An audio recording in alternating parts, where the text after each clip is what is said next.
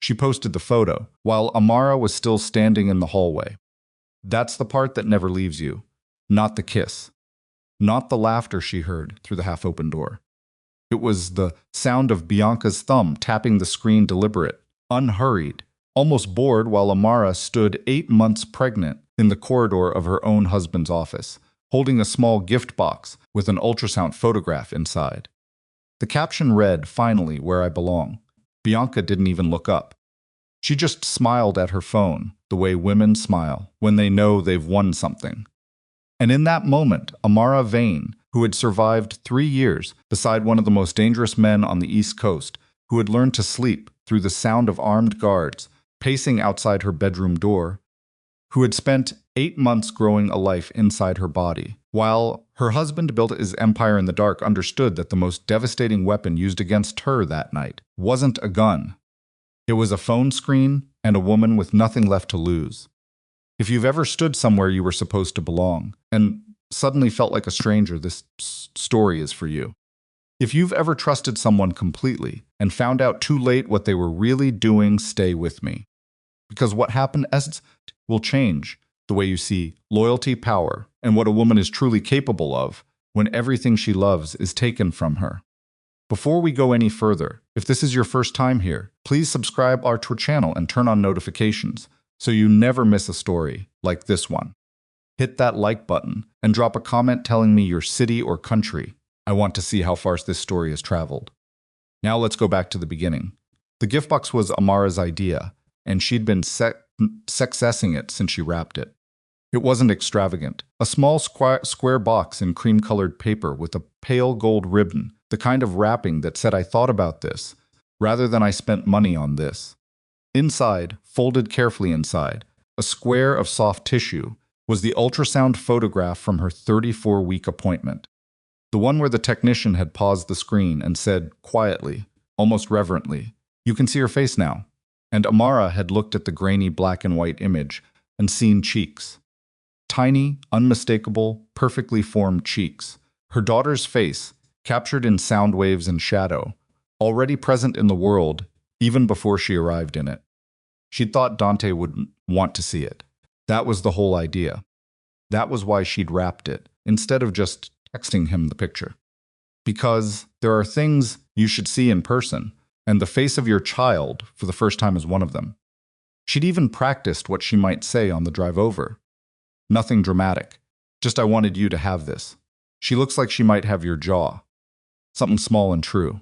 She hadn't called ahead because she didn't want to give him the chance to say he was busy. He was always busy. 3 years of marriage had taught her that Dante Moretti's schedule was something you worked around rather than argued with. She understood it, or she'd spent long enough telling herself she understood it, that the difference had stopped mattering. The late nights, the calls at 2 in the morning that sent him out of bed without explanation. The dinners that went cold because he was on the phone in the study with the door pulled shut. She accepted all of it because she understood, in the practical, unsentimental way of someone who had chosen this life deliberately, that the man she married came with things she would never be invited to see clearly. She hadn't been naive going in. She'd known who Dante was. Not the details, those stayed buried under layers of legitimate businesses and carefully maintained public respectability, but the shape of him. The way rooms shifted when he walked into them. The particular silence that fell when he spoke. The fact that grown men who could break her in half with one hand would not meet his eyes directly. She'd married that man anyway. And she'd told herself it was because she loved him, which was true, and because she believed she was different from every other woman who'd ever stood beside someone like him, which turned out to be the story she needed in order to do it. The penthouse office occupied the top floor of a building Dante owned through 3 different holding companies. It had a private elevator that required a key card, a lobby staffed by 2 men who were not actually security consultants, despite what their business cards said, and a reception area that always smelled faintly of good coffee and fresh flowers, as though someone was constantly trying to make Vincent look presentable. The woman at the front desk recognized Amara immediately and stood up. "Mrs. Moretti, I didn't know you were coming. Let me just..." "It's fine," Amara said. "I don't need to be announced." There was a flicker of something across this woman's face. Not alarm exactly. More like the expression of someone who has just realized they are about to be present for something they would rather not witness. Amara noticed it and kept walking. The elevator took 30 seconds to reach the top floor. Amara spent those 30 seconds adjusting the ribbon on the gift box and telling herself that whatever she found, it would be fine. Dante had been distant lately, more distant than usual, which was saying something. But distant didn't mean anything was wrong. It just meant his world was pressing harder than normal, and the only direction that pressure didn't go was toward her. She'd learned not to take it personally, or she'd learned to act like she hadn't taken it personally, which was close enough to work on most days. The elevator opened into a small private corridor that led to his office. She heard the laughter before she reached the door. It was a woman's laugh, light and practiced, the kind of laugh that knows it's being heard. And under it, Dante's voice, low and warm in a way Amara hadn't heard in months. Not talking about business, not managing anything, just warm. The office door was half open. Amara stopped. Later, she would not be able to explain why she didn't call out, or push the door open, or make any of the sounds a person makes when they arrive somewhere and want to announce themselves. She would tell herself it was instinct. The animal part of the brain that understands a situation before the thinking mind catches up. She looked through the gap in the doorway. Dante had his back to the door. Bianca Rinaldi was facing him, one hand resting against his chest, not urgently, not desperately, with the casual ease of someone touching something that belonged to them. Her dark hair was loose across her shoulders. Her eyes were closed. And Dante's mouth was on hers, and his hand was at the back of her neck, and neither of them was in any hurry. Amara recognized Bianca's phone on the desk. The camera was pointing toward them. Bianca had set it up before this started. The realization arrived in layers. First, the obvious thing, the kiss, the proximity, the confirmation of everything she'd quietly, carefully refused to believe for the past several months. Then the second thing, slower and in some ways worse, Bianca had planned this. This wasn't a stolen, impulsive moment in a locked office. This was staged. The phone was positioned. The angle was deliberate. She had set up the shot before she walked into her boss's arms, which meant she had decided in advance that she wanted a record of it. But why would you photograph something you were trying to keep secret? Amara stood in the hallway and held the gift box and watched Bianca reach sideways, without breaking the kiss, tap her phone once, and then smile against Dante's mouth. She understood then. Bianca wasn't trying to keep it secret. She was trying to publish it. Amara's phone buzzed in her coat pocket. She already knew what it would be, but she looked anyway, because sometimes you have to confirm the thing you already know in order to believe it. Bianca's social media story had already loaded in her notifications. Several people had tagged her in it simultaneously. The way people do when they spot something they know will hurt someone and can't decide whether to warn them or simply want to be the one who broke the news. The image was slightly blurry, slightly warm, slightly artistic, in the way that means it was taken with intention. The caption said, "Finally, where I belong." Amara put her phone back in her pocket. She pushed the door open the rest of the way and stepped inside. Dante heard her and turned immediately. The look on his face cycled through several things in the space of 2 seconds, shock first, then something that might have been guilt, and then before either of those could settle into anything genuine, the familiar tightening around his jaw that meant he was already calculating how to manage what came next. Amara. He stepped back from Bianca. "This isn't what you think." Bianca, to her credit or discredit, depending on how you looked at it, didn't move. She stood where she was and looked at Amara with an expression that was almost curious, the expression of someone watching to see what another person will do next. Amara looked at Bianca. Then she looked at Dante. "It never is," she said. She set the gift box on his desk, between a stack of files and his coffee, and walked out. She didn't run. She didn't say anything else. She walked to the elevator, pressed the button, and stood there for the 30 seconds it took to arrive. And when the doors opened, she stepped and watched them side, close, and felt the floor drop away beneath her. She made it to the parking garage before her legs stopped cooperating correctly.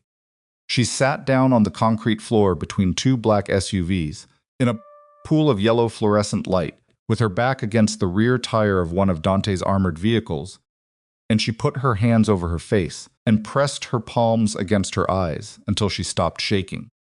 Her daughter kicked hard, twice as though she knew something had shifted. As though even from inside the dark warmth of her mother's body, she understood that the world had just changed shape. "I know," Amara said quietly. "I know." She stayed there for 11 minutes. She counted them.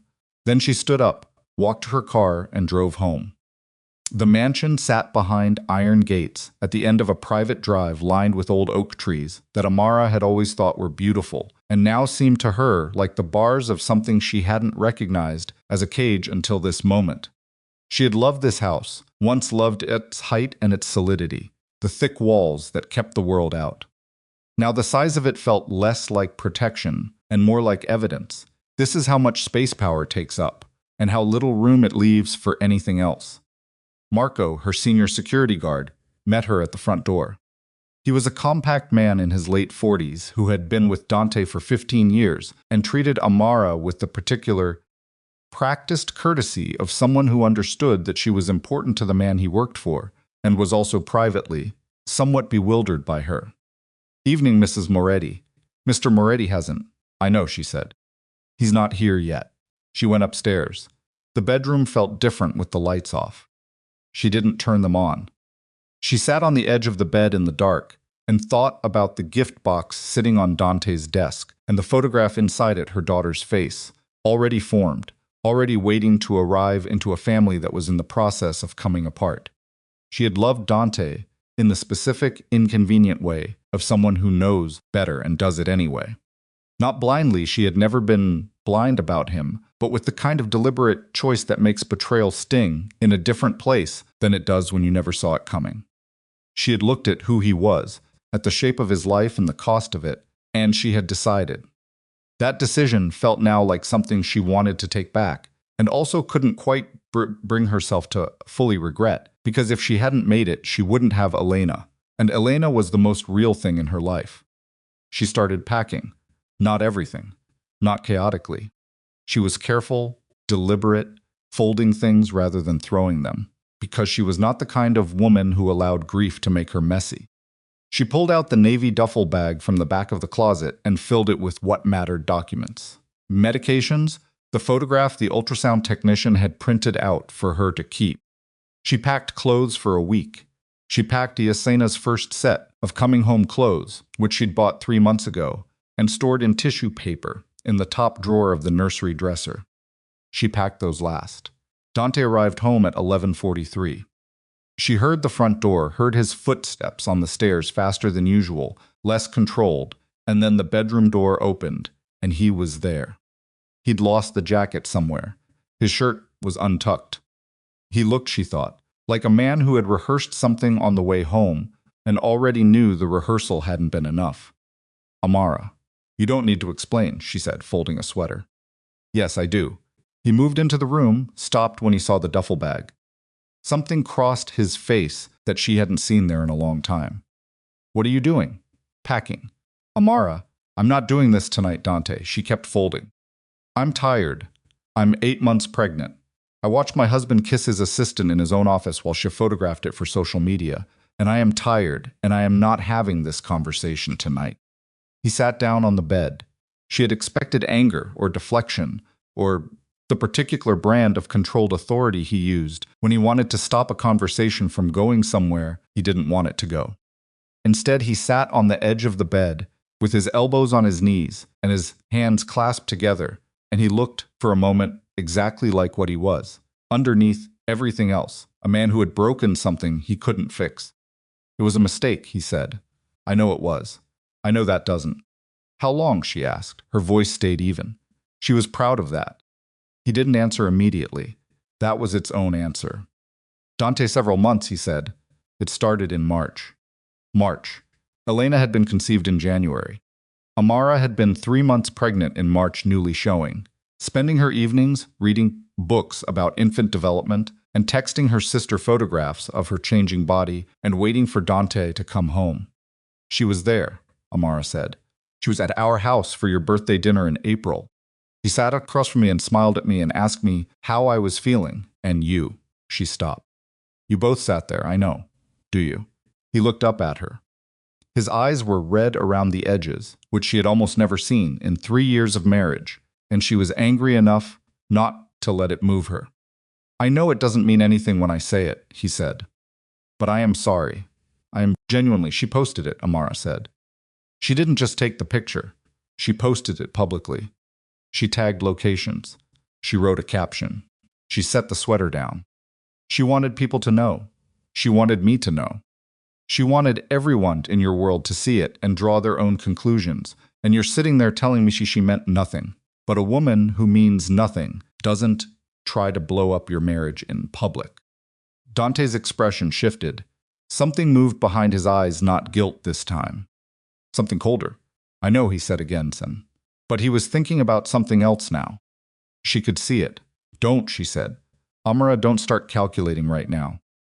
Don't start thinking about what this means for your image or your position or what the other families will say. I am your wife. This is our daughter. And for the next 5 minutes, I need you to just sit there and be a person. He went still. She picked up the sweater and finished folding it.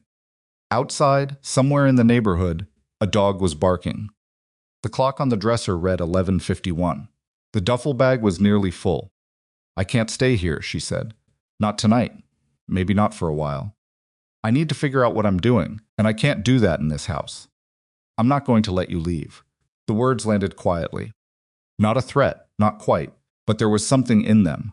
The old, reflexive language of a man who was accustomed to things happening because he decided they would.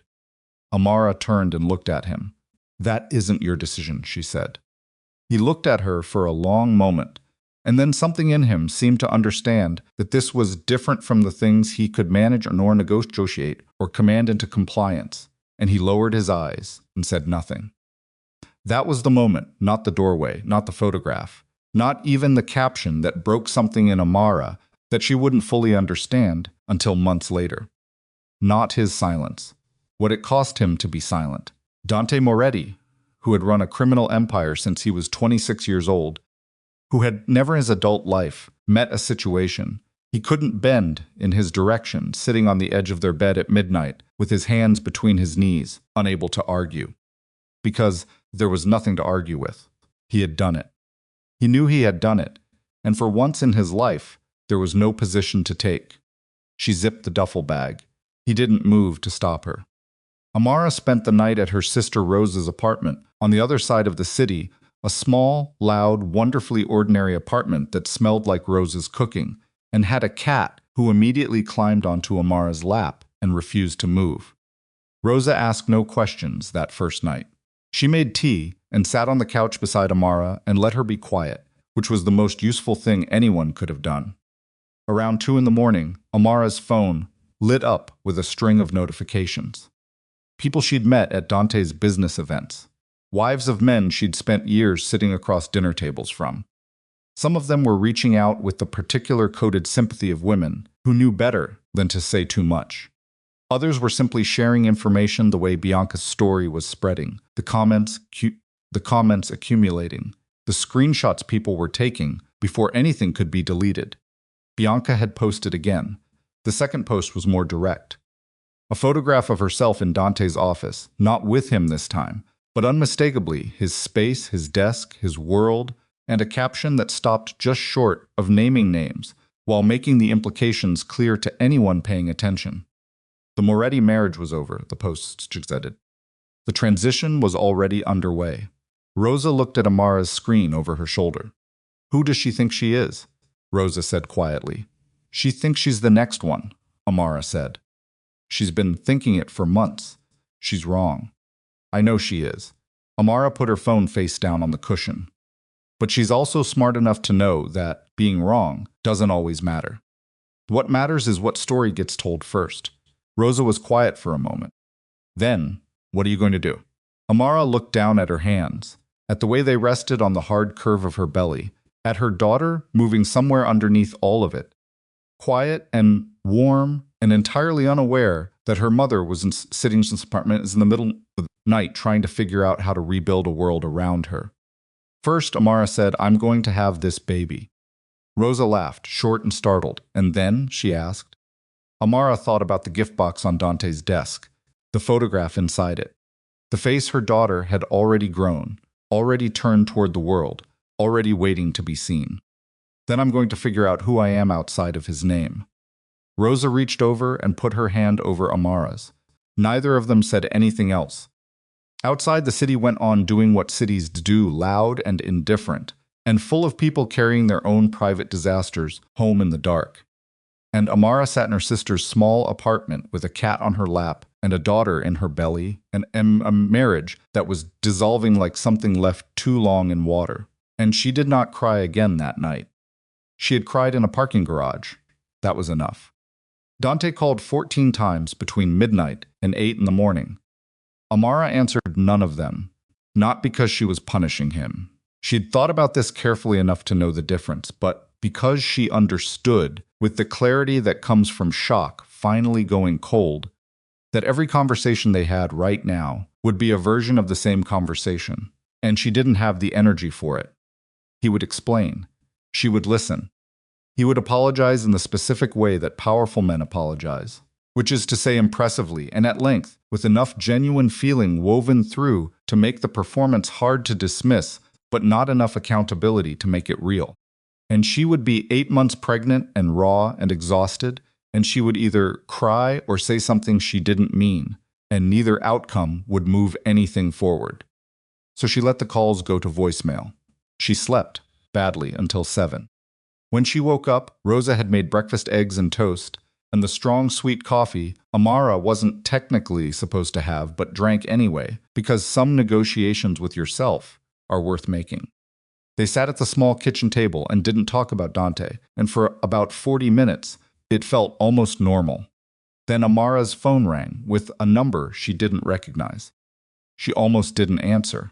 Later, she would think often about that hesitation, about how many things would have been different if she'd let it go. She answered.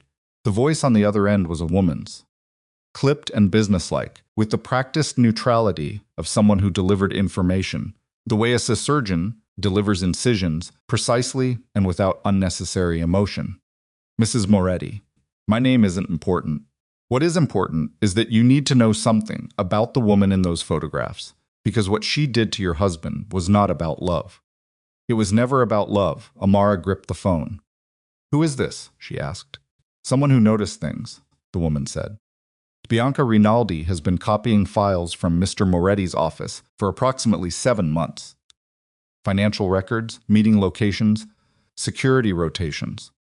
The names and identities of men inside your husband's organization, whose existence is supposed to be confidential. She wasn't sleeping with your husband because she wanted him.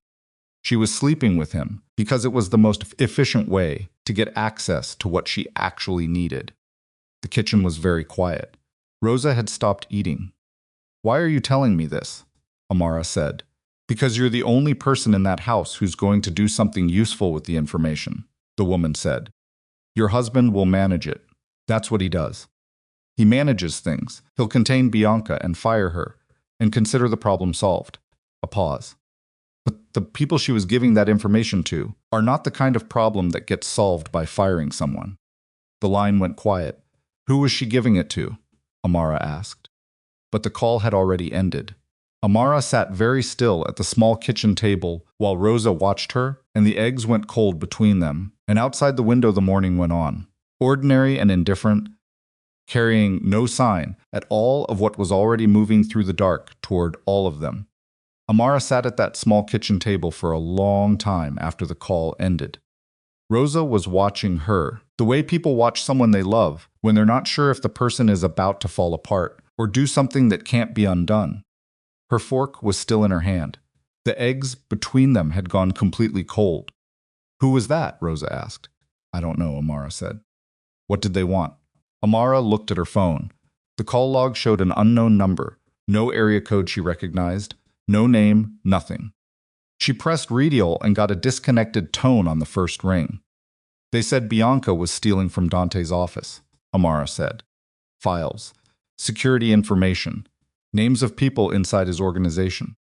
Rosa set her fork down carefully. Stealing for who? They didn't say. The kitchen felt smaller, suddenly. Rosa's cat jumped off the windowsill and disappeared into the hallway, and neither of them moved to follow it. Outside, a garbage truck groaned through the street below, and the sound of it seemed very far away, like noise coming through water. Amara. Rosa's voice was quiet. Careful. If that's true, if someone was paying her to take that information, then this isn't just about Dante cheating on you. I know. This is something else. I know, Rosa. You need to tell him. Amara pressed her fingers against the edge of the table. The wood was rough under her fingertips, slightly sticky from Rosa's cleaning habits, deeply ordinary. She pressed until she felt the grain of it. I need to think, she said. There's no time to think. If someone out there has information about his people, about his operations, I know what it means. Amara stood up, slowly, the way she moved everywhere now carefully, with the constant low-grade awareness of the weight she was carrying. She carried her plate to the sink and stood there with her back to her sister. I know exactly what it means, and I need 10 minutes to think before I decide what to do about it. Rosa didn't push. That was one of the things Amara had always loved about her sister. She knew the difference between silence that helped and silence that abandoned. Amara stood at the sink and looked at the wall in front of her. The anonymous caller was right about one thing. Dante would manage it. That was his first language. The thing he reached for the way other people reached for reassurance or explanation. He would take the information about Bianca, assess it, contain it, and within 48 hours, he would have convinced himself the threat was neutralized. That was how his mind worked, linear, tactical, always moving toward control. But the caller had said something else. The people she was giving that information to are not the kind of problem that gets solved by firing someone. Amara knew Dante's world well enough to understand what that meant. There were men in the city who had been waiting years for a gap in Dante Moretti's armor. Men who were patient and organized and did not announce themselves before they moved. Men for whom an opportunity like this, a trusted insider with access to security rotations and meeting locations and the identities of people whose existence was supposed to be confidential, would be the kind of gift you only received once and used immediately. She picked up her phone and called Dante. He answered before the first ring finished. Amara. His voice was rough. He hadn't slept. She could hear it. I need to see you, she said. Not at the house. Somewhere neutral. A pause, short. Are you all right? Is the baby? We're fine. This isn't about last night. Something else has come up, and I need to talk to you in person. Another pause, longer. She could almost hear him recalibrating. I'll come to you, he said. No, Rosa's place stays out of this. The coffee place on Mercer, the one near your building. 1 hour. She hung up before he could agree or disagree. Rosa appeared in the kitchen doorway. Are you sure about this? She asked. No, Amara said honestly. But I'm doing it anyway. The coffee place on Mercer was small and consistently crowded in a way that made it the kind of place. Nobody listened too carefully to anyone else's conversation because they were all too busy managing their own. Amara arrived first and took the corner table, the one with the wall behind it, and a clear line of sight to the door, a habit she'd developed after 3 years of being married to a man who always wanted his back to the wall. Dante arrived 8 minutes later. He came through the door alone, which meant he'd left his security detail outside. She could see Gio through the window, standing beside the black sedan, hands in his coat pockets, pretending to look at his phone. Dante looked terrible. That was the word for it. Not disheveled. Not distressed, but terrible in the specific way of a man who holds himself together through discipline and whose discipline had temporarily run out. There were shadows under his eyes she hadn't seen in years. His jacket was the same one from the night before. He sat down across from her. For a moment, neither of them spoke. The coffee machine behind the counter made its grinding noises. Someone at the next table laughed at something on their phone. You look like you didn't sleep, she said. I didn't. Good. He looked at her. Something moved across his face, not quite hurt, not quite wry. Something that under different circumstances might have been the beginning of a smile. I deserve that, he said. You deserve considerably more than that, she said. But that's not why I called you here. She put her phone on the table between them, face up. Someone called me this morning. Unknown number, disconnected when I tried to call back.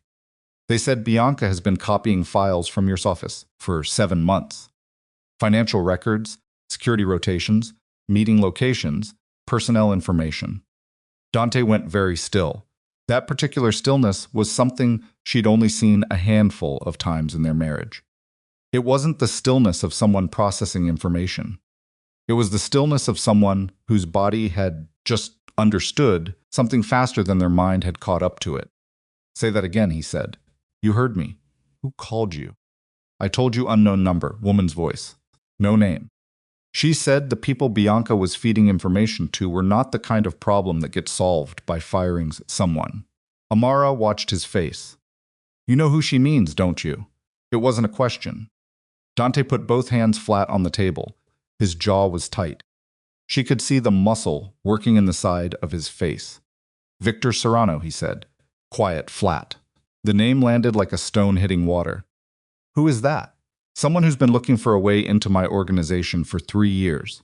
His eyes had gone somewhere else, somewhere interior and cold. Someone's patient enough to wait, and you brought Bianca into your inner circle. He looked at her. I know, he said, she had access to everything. I know, Amara, because you were sleeping with her. I know. His voice didn't go defensive. That was the thing she hadn't expected. He didn't deflect, didn't pivot, didn't try to redirect toward the tactical problem as a way of escaping the personal one. He just sat there with it. I know exactly what I did. I don't need you to, I'm not doing this for you, she said. I'm telling you, because if those men come after your people, if they use what she gave them, people are going to get hurt. Your people? People with families? She paused. And whoever comes after them is eventually going to come after us. The word us hung in the air between them. She hadn't meant it, the way it sounded, hadn't meant to suggest there was still an us in the marital sense. But Elena made them us in a way that didn't require marriage to sustain itself, and they both understood that. Dante was already reaching for his phone. I need to make some calls, he said. I know, she stood up. One more thing. He looked up. Bianca posted again last night, Amara said, after you fired her. She's not going away quietly. Whatever she was doing for Serrano, she still thinks she has leverage. His expression hardened into something she didn't have a word for. She doesn't, he said. Make sure of that, Amara said. Because right now she's in the middle between your world and his, and women in that position tend to do unpredictable things when they start feeling cornered. She picked up her phone and walked out. She didn't look back at him, but she felt him watching her all the way to the door, and she felt something else underneath. That the strange, hollow ache of doing the right thing for someone who had broken her trust, and how it didn't feel noble at all. It just felt tired. Bianca Rinaldi had grown up understanding one fundamental truth about the world. Beautiful women were currency, but only if they were smart enough to understand their own exchange rate. She had been smart her entire life. Smart enough to get herself into rooms she had no business being in. Smart enough to know which men to approach and how and when.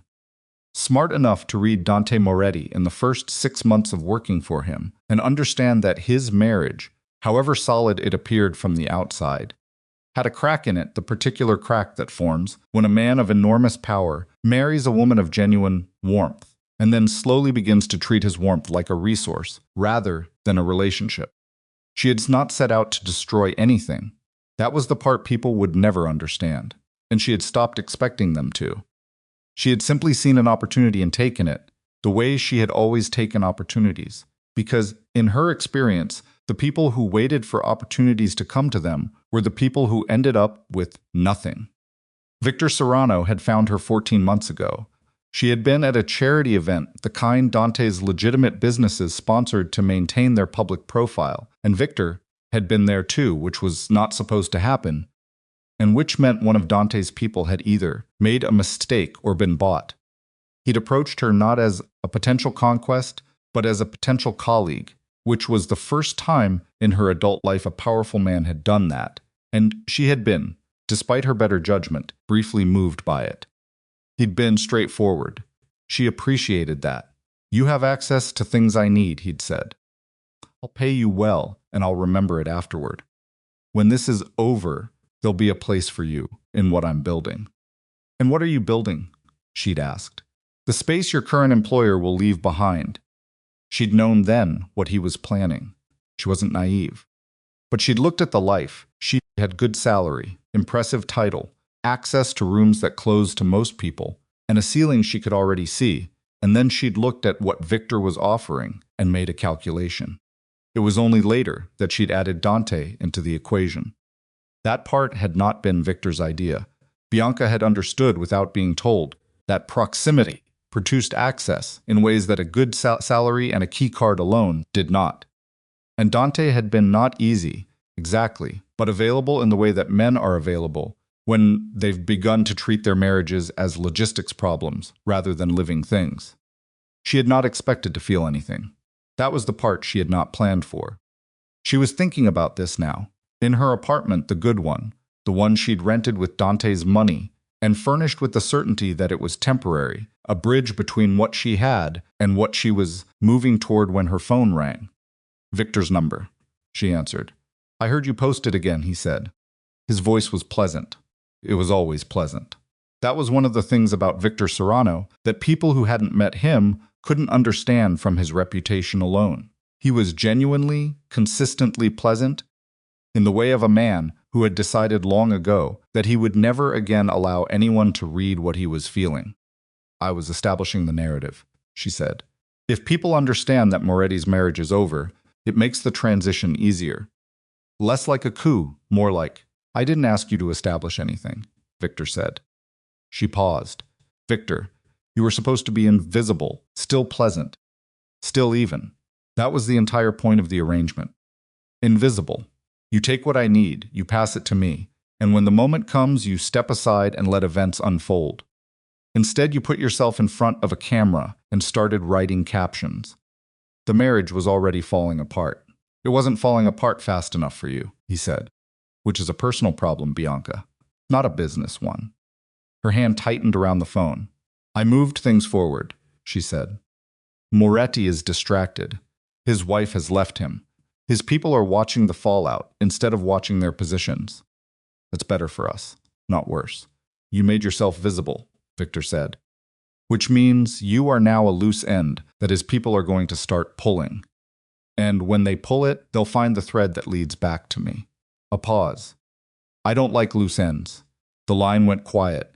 Bianca understood, in the space of that silence, something that she had not allowed herself to understand. Until this moment, Victor Serrano had never thought of her as a partner.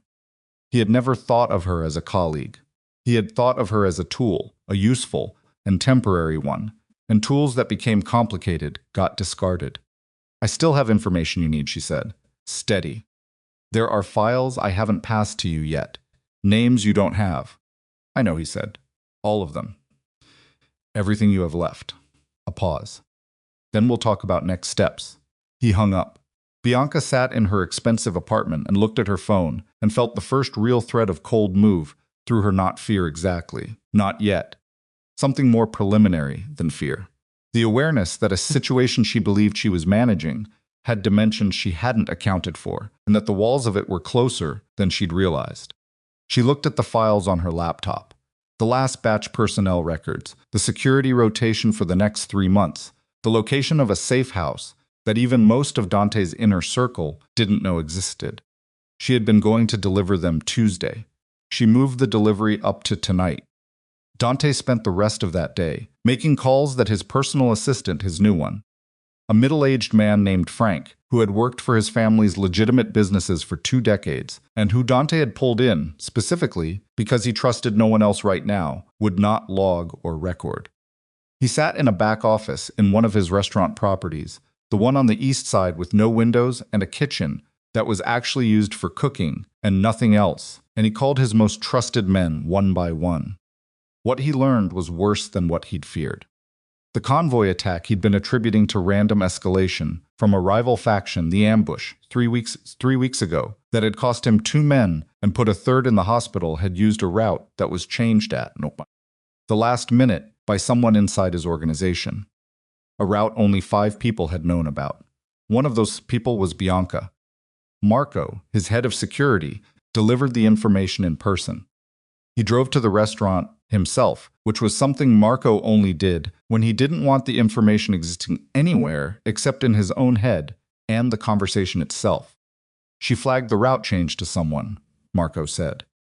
He was sitting across the small table from Dante with a cup of coffee he hadn't touched. We traced the communication, burner phone, already destroyed. But the timing is exact. The change was communicated 40 minutes before the convoy moved. Dante looked at the table. 2 men, he said. 2 men dead and Tommy's still in physical therapy, Marco said. Boss. She walked through your house. She sat at your dinner table. She knew which men we trusted and which routes we used and when. He paused. She knew everything. I know. How do you want to handle it? Dante was quiet for a long moment. The kitchen noise from the other side of the wall filled the silence, the clatter of prep work. Someone calling out an order, the ordinary, relentless noise of a working kitchen. He found it steadying in a way he couldn't explain. Find out where she is, he said. Don't touch her. I want to know where she is and who she's communicating with. Every call, every message, every time she leaves that apartment. And Serrano? Dante looked up. Pull in everyone we have on his operation. I want a picture of where he is, what he's planning, and who he's planning it with. And I want it in the next 24 hours. That's a short window. I know. Move anyway. Marco nodded, stood up, picked up his untouched coffee, and then set it back down. There's one more thing, he said. The information she passed him, some of it includes locations. Safe houses. Not all of them, but enough. He met Dante's eyes. Including the one we plan to use for Mrs. Moretti when she gets closer to her due date. The kitchen noise kept going. Dante held Marco's gaze. Move her, he said now. Today, and nobody knows the new location except you, me, and the 2 guards I name. And Mrs. Moretti herself? Marco asked carefully. Dante was already reaching for his phone. I'll call her, he said. Amara was back at Rosa's apartment when Dante called, and Rosa was watching her face while she listened.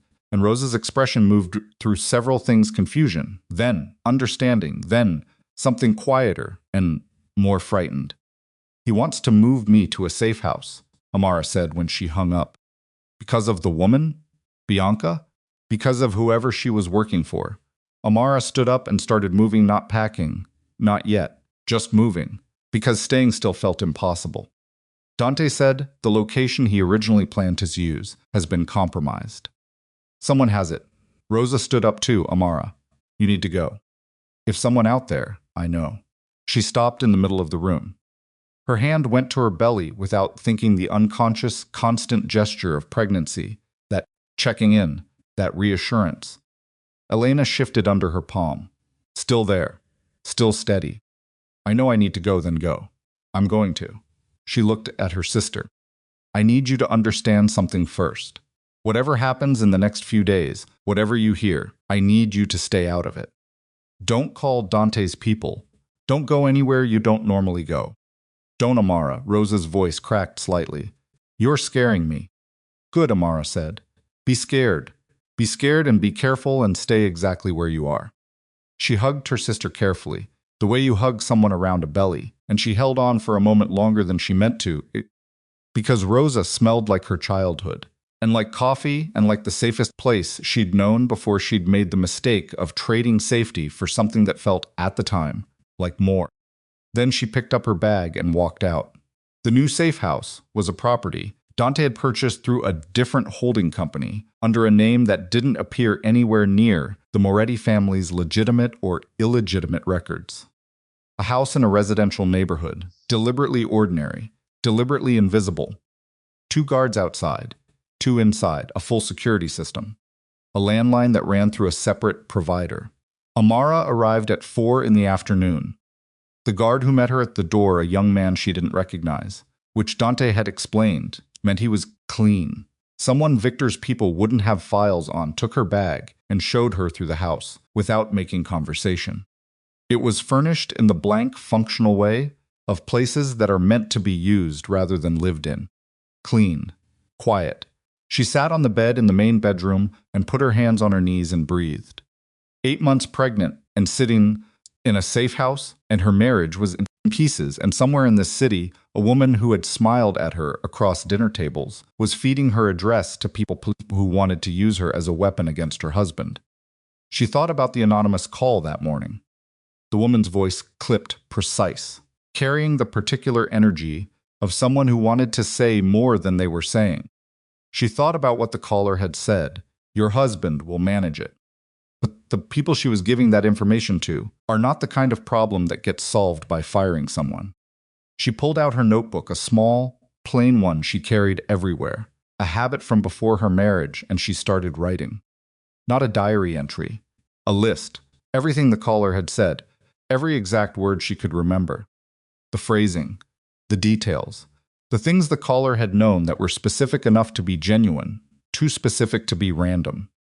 Someone who noticed things, the caller had said. Someone inside Dante's world? Someone inside Serrano's? Or someone inside Bianca's? Amara wrote until her hand cramped, and then she stopped and looked at what she had. She was still looking at it when her phone buzzed with a message from a number she didn't have saved. They moved the plan forward. It's not Tuesday anymore. Tonight, she stared at the message, the same unknown number as the morning call. She grabbed the guard from outside the door. I need to reach Dante, she said. Right now. Not by phone, I need you to get him a message in person. Can you do that? The guard looked at her. Mrs. Moretti, can you do that or not? Yes, he said. Yes, I can. Then go. She pressed the notebook page into his hand. She'd already written it down. The message, the number, the words exactly as they'd appeared. Go right now and don't call ahead. In person only. He went. Amara closed the bedroom door and stood in the middle of the room and listened to the house settle around her. She heard the front door close. She heard the other guard's footsteps in the hallway below. She heard the city outside muffled, distant, indifferent. She thought, tonight. And then, underneath that, they already know where this house is. The thought arrived fully formed, cold and certain, and she stood with it for exactly 3 seconds before she walked to the window and looked at the street below with the careful, unhurried attention of a woman who had spent 3 years quietly learning to read the language of men who did violence for a living, and saw, parked at the corner under a burned-out streetlight, a car she hadn't seen there when she arrived. The car didn't belong on that street. Amara knew it the way you know a wrong note in a song you've heard 1,000 times, not from logic, not from training, but from the accumulated weight of 3 years, spent watching men who did this for a living. The vehicle was dark, late model, parked just far enough from the nearest working streetlight to sit in shadow without appearing to have chosen the shadow. The engine was off. There were 2 shapes visible through the windshield. They weren't talking to each other, weren't looking at phones. They were simply sitting, which was the thing that confirmed it, the particular stillness of men who had been told to wait, and were good enough at their jobs to actually do it. She stepped back from the window. Her heart was doing something unpleasant against her ribs, but her hands were steady, which was the thing she focused on. Steady hands. Steady breath. Her daughter was pressing against her lower back with a persistence that had become familiar over the past 2 weeks, and the pressure of it was almost grounding, a reminder that she was here, that Elena was here, that whatever happened in the next 10 minutes needed to happen with that fact at the center of it. She had sent 1 guard out with the message for Dante. That left 1 guard inside the house. She moved to the bedroom door and opened it quietly. The guard, the one who'd stayed, a compact man named Sully who had the weathered, unhurried look of someone who'd been doing this a very long time, was at the end of the hallway, back to her, checking something on his phone. Sully, she said quietly. He turned immediately. She'd noticed that about him from the moment she arrived, no wasted motion, no slow recognition. He was always already turning before his name finished landing. Mrs. Moretti. There's a car on the corner. Dark, 2 occupants, engine off. It wasn't there when we arrived. Sully was already moving to the nearest window. He looked for 3 seconds, she counted, and then moved away from the glass. "When did you see it?" he asked. His voice had changed. Not louder, not tighter, but consolidated somehow, the way a person gets once when the social layer of them drops away, and what's underneath takes over. 30 seconds ago, she said. I sent the message to Dante through the other guard. Reyes. He's been gone about 4 minutes. Will he have reached Dante yet? Dante's 15 minutes from here. No. He was already pulling his phone out. I need to call in. If they're watching the house, they'll know the moment you start making calls, Amara said. They're waiting for something. They haven't moved yet. He looked at her. Mrs. Moretti, I need you to go to the back of the house. There's a room off the kitchen. Is there another way out? He paused. There's a service entrance through the garage, he said carefully. Connects to the alley. Show me. My job is to keep you in. Your job is to keep me alive, she said. And if those men out front are here for what I think they're here for, staying inside this house is not the way to do that. He looked at her for a moment with the expression of a man recalculating something he thought he'd already calculated. Then he nodded, once short. Stay close, he said. Don't talk. Dante received Reyes' messages at 11 minutes past 5. He was in the car, on the way back from a meeting, with his most trusted captain, a man named Luca, who had been with the Moretti family since before Dante inherited it, and who was the kind of person you called when you needed someone to look at a problem without blinking. They had spent the past 2 hours mapping everything Bianca had touched, every file she'd accessed, every communication that had passed through her, and the picture it assembled was not good. It was, in fact, the kind of picture that made experienced men go quiet. Reyes was in the passenger seat of Dante's car, having been intercepted on the street and brought directly, which was faster than waiting. He handed Dante the notebook page, Amara's handwriting, tight and clear, and Dante read it while the car moved. They moved the plan forward. It's not Tuesday anymore. Tonight. Same number as this morning. Dante looked at the message. Then he looked at Luca, who was reading it over his shoulder. The safe house, Luca said. It wasn't a question. Call Sully, Dante said. Luca was already dialing. The call went unanswered. Dante leaned forward. Drive faster, he said to the driver. Quietly. The driver didn't respond verbally, just drove faster. Luca tried the house landline. It rang 8 times and went to a mechanical recording. They may already be inside, Luca said. Or Sully's off the phone because he's moving. Dante pressed his knuckles against his mouth. This was the gesture, the one he made, something when he was holding something that wanted to get out differently. She said in person only. She knew they'd be monitoring communications. That's smart, Luca said. She's always been smart, Dante said. I just stopped paying attention to it. The car turned hard onto a main road and accelerated. Dante's phone lit up with a call from a number he didn't have saved. He answered. She's not in the house, a woman's voice said. The same voice from Amara's description, clipped, precise, carrying that particular quality of someone choosing each word with the care of someone who understood that words in the wrong order could get people killed. Sully got her out through the garage 3 minutes ago. They're in the alley heading north, but Serrano's people have the north end covered. They anticipated the service exit. Dante was already talking to the driver, with his hand over the phone. North alley off Pratt, now, hard as you can. Then back to the phone. Who are you? Someone who made the mistake of trusting Victor Serrano before your wife made the mistake of trusting Bianca Rinaldi. A pause. We can compare notes later. Right now, you have about 4 minutes before his men cut off the alley. How many? In the alley, too? At the north end? 3 more. Armed? All of them. They're not planning to negotiate. The line cut. Dante put the phone in his pocket and looked at Luca. How many do we have in the car? Us, the driver Reyes, and Costa in the follow vehicle. Luca was already on the radio. 6 total. That's enough, Dante said. Move the follow vehicle to the north end of the alley off Pratt. Tell Costa to hold position until I say. Luca relayed it. In the follow vehicle, Costa clicked twice to confirm. And Bianca? Luca asked. Dante's face did something that wasn't quite any one expression. Where is she right now? Luca checked his phone. Marco had people watching her apartment. Still at her place as of 30 minutes ago.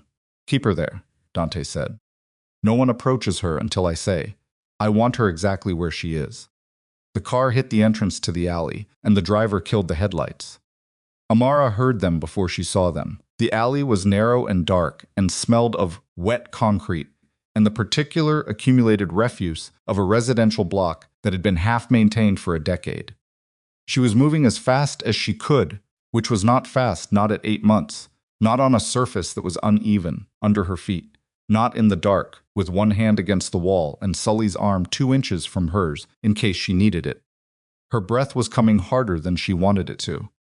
She could feel the effort of it in her back, in her hips, in the tight pull of muscles that had been working double shifts for weeks. Sully stopped. She stopped.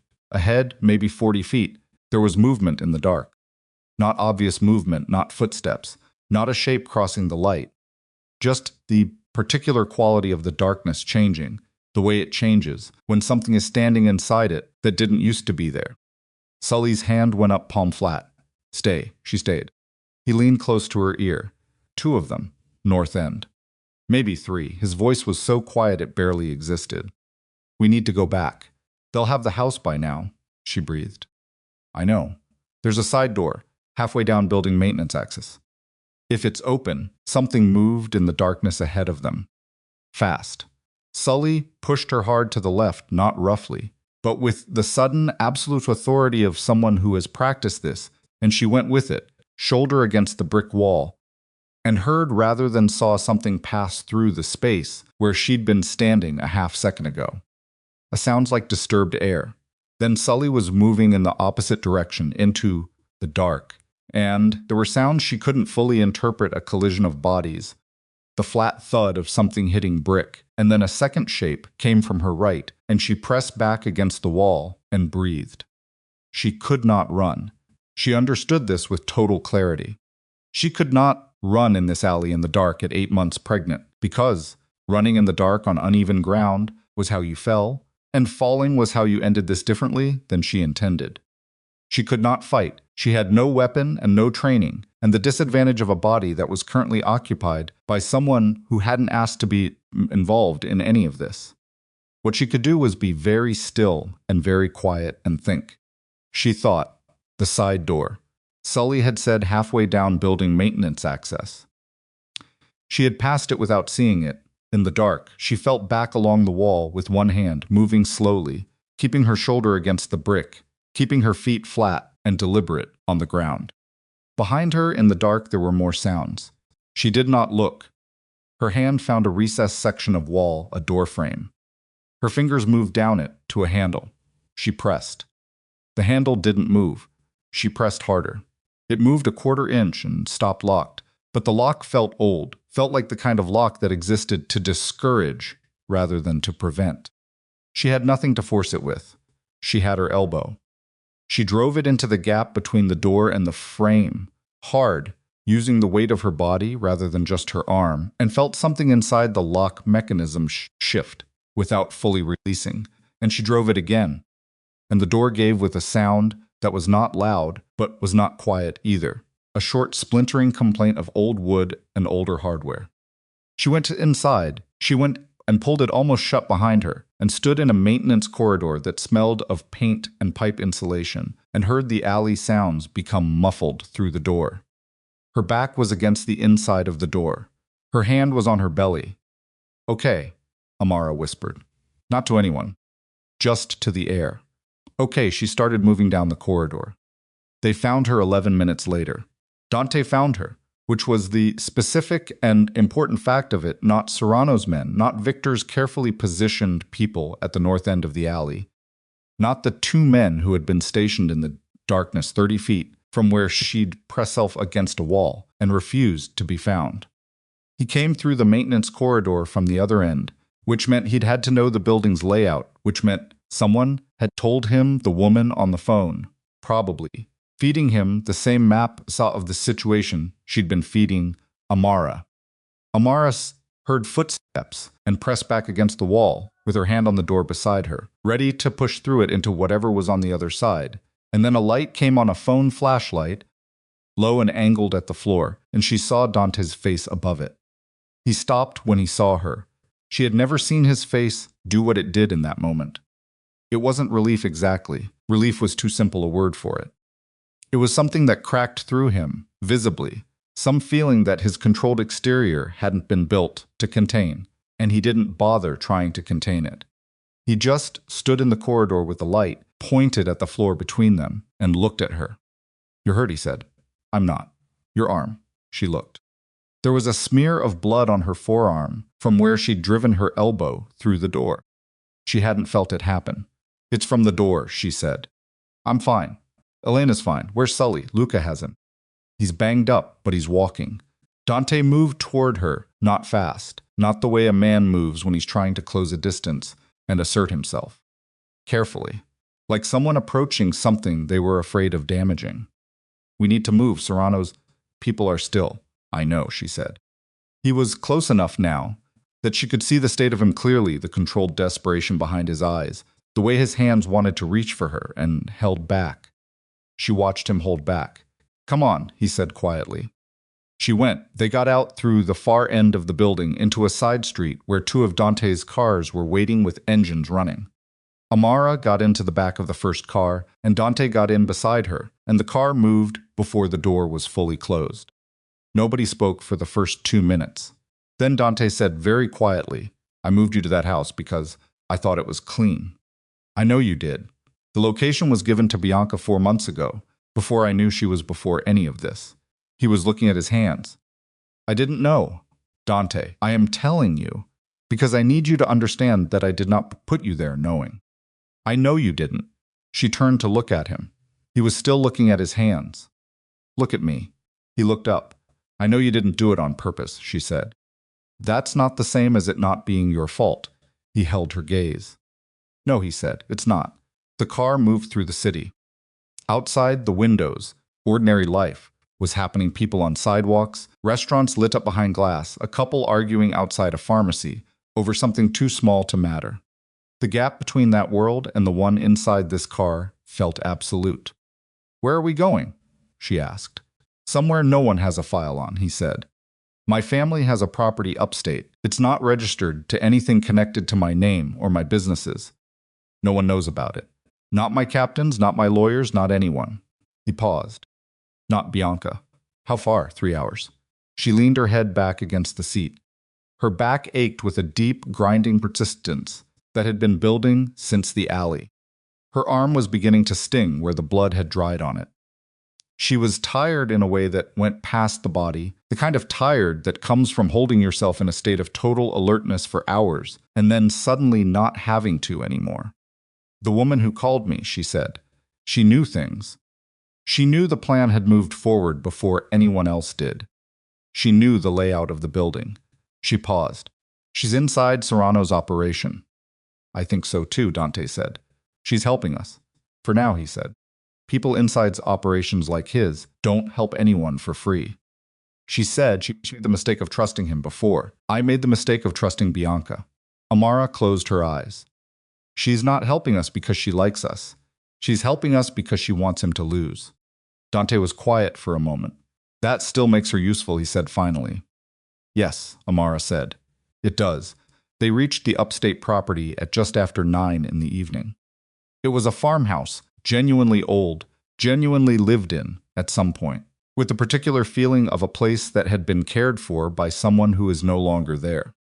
Amara walked through it slowly, while Dante's men checked the perimeter, running her hand along the kitchen wall, looking at the shelving unit in the front room that still held a row of paperback novels someone had left behind. Luca sat up in the kitchen with his communications equipment. Sully, his left eye swollen mostly shut and his lips split, sat at the kitchen table with an ice pack and refused to go to a hospital, in a way that made it clear this was a recurring conversation he was accustomed to winning. Amara sat across from him. "The alley," she said. "What happened after I got through the door?" "2 of them," Sully said. His voice was slightly thickened by the swelling. "I got one down. The other one backed off when he heard Dante's cars coming from the north end. Costa. He put the follow vehicle across the north exit of the alley right when they needed to come through it." Bought us enough time. He shifted the ice pack. You got through that door yourself. The lock was old. Most people would have frozen, he said. Not a compliment exactly. An observation. The kind a person makes when they've reassessed something and want the revised figure on the record. I didn't have anywhere else to go, she said. He nodded slowly. No, he said. You didn't. Later that night, when the house had settled into a watchful quiet, and Luca's soft voice from the kitchen was the only sound, Dante came to the doorway of the room where Amara was sitting on the edge of a narrow bed with the notebook open on her knee. She was writing again. The same tight, clear handwriting, not a diary, not an emotional accounting of the evening. A list. Dates, sequences, the calls, the messages, the timing of things. You're working? He said. I'm thinking on paper, she said. It's different. He leaned against the door frame. He'd taken off his jacket and rolled up his sleeves, and he looked older than she'd seen him look in years, not worse, just more actual, as though the careful surface of him had worn down enough that the real material was showing. The woman who's been calling me, Amara said. She's the thread. She's the thing Serrano doesn't know he has loose. We can't rely on her, Dante said. We're not relying on her. But she's been feeding us information for a reason, and the reason is that she wants Serrano's operation to collapse. Which means, whatever she knows, whatever she has access to, we need to find out how to use it. She looked up at him. The convoy attack 3 weeks ago. The men you lost. His jaw tightened. We have the route change, she said. We have the timing. We have Bianca's communication record, even if the burner phone is destroyed. That's evidence. Not the kind that convicts someone in the way you're thinking about, but the kind that the right people find persuasive. Federal investigators, he said. It wasn't quite a question. If Bianca has been passing financial records, Amara said, she's created a paper trail. She didn't just damage you, she exposed herself. Every document she copied is a document that exists somewhere. On her devices, in Serrano's hands, in transit between them. She tapped the notebook. Evidence of financial crimes and conspiracy doesn't stay in one place. It leaves marks. Dante looked at her for a long time. You've been thinking about this all night, he said. I've been thinking about it since that first phone call this morning, she said. Since the woman told me the affair wasn't about love. Since I understood that what Bianca did was a job, and jobs leave records. He was quiet. There's something else, she said. Serrano moved his timeline because he thought Hlut had everything he needed. He moved it because Bianca told him she delivered the last of the information tonight. She paused. But she hadn't. Dante straightened slightly. How do you know that? Because the woman on the phone told me they moved the plan forward, Amara said. If Bianca had already delivered everything, the plan wouldn't need to move, it would already be complete. The fact that they rushed means Bianca told them the information was coming and then didn't deliver it on schedule. Which means she's still holding something. She met his eyes. Or she told them she had something she doesn't. The room was very quiet. She's been playing both sides, Dante said slowly. She's been trying to, Amara said. She thought she could manage Victor the same way she managed everyone else. She thought she was a partner. Her voice stayed even. She wasn't. She was a source, and sources who outlive their usefulness become problems. She's going to run, Dante said. Or she's going to try to sell herself back to you, Amara said. She'll reach out. She'll claim she has information that can stop Serrano. She'll offer it in exchange for protection. She turned back to her notebook. When she does, don't take the meeting without me. Dante stared at her. Amara, I'm not asking, she said. I'm telling you. This started with her. I watched her photograph herself against your mouth and post it for my friends and family to see while I was standing in the hallway. I was 8 months pregnant and standing there with a gift box. Her voice didn't shake. She is not going to be resolved without me in the room. He looked at her for a long time. Then he said, okay. She turned back to the notebook. Then get some sleep, she said. Because tomorrow it starts. Bianca made her move at 2:37 in the morning. Marco got the notification from the surveillance team. First, she'd left her apartment on foot, without luggage, moving fast but not running. The walk of someone who had decided something and was executing the decision before they could reconsider it. She went 3 blocks east, hailed a car, and gave an address in the financial district. The address was a private building Dante owned through one of his holding companies. She was going to him. Marco called Dante immediately. Dante was awake. He answered on the first ring. "She's coming here," Marco said. "She doesn't know where here is," Dante said. "She's going to the building on Whitmore. The legitimate one. She probably figures your people will find her there and bring her in." A pause. "She's carrying something. Small bag, close to her body. Documents, maybe. Or a drive." Dante looked at the ceiling of the dark farmhouse bedroom. "Let her go to the building," he said. "Have someone meet her there. Hold her somewhere comfortable and quiet. Don't threaten her. Don't touch her. Don't tell her anything." A pause. "I'll be there in 3 hours. And Mrs. Moretti?" Marco asked carefully. Dante was already standing up. "She comes with me," he said. Bianca was sitting in a conference room on the 4th floor when they arrived.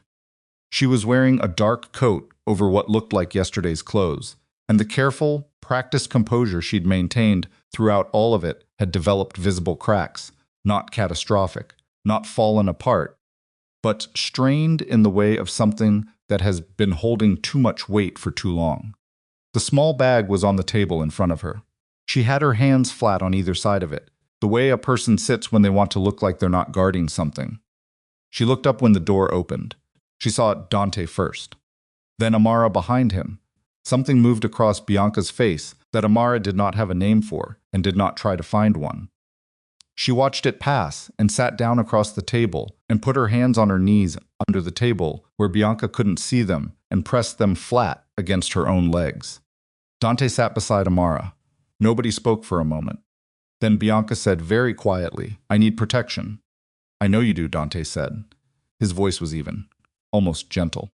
Not the gentleness of forgiveness, the gentleness of a man who had decided that anger was a luxury he couldn't afford right now.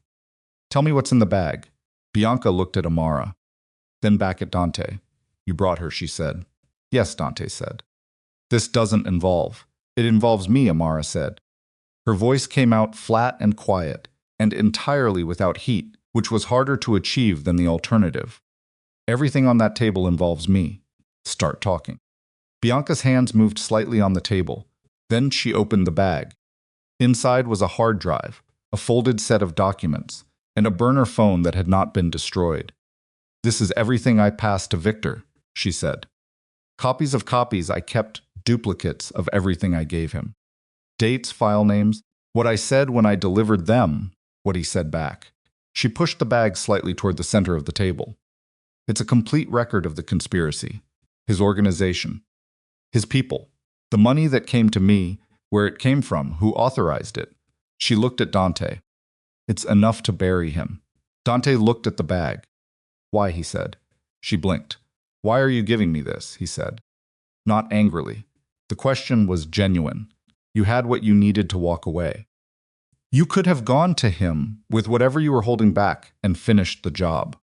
"Why are you here?" Bianca looked at her hands. "Because he was going to kill me," she said. "Not eventually.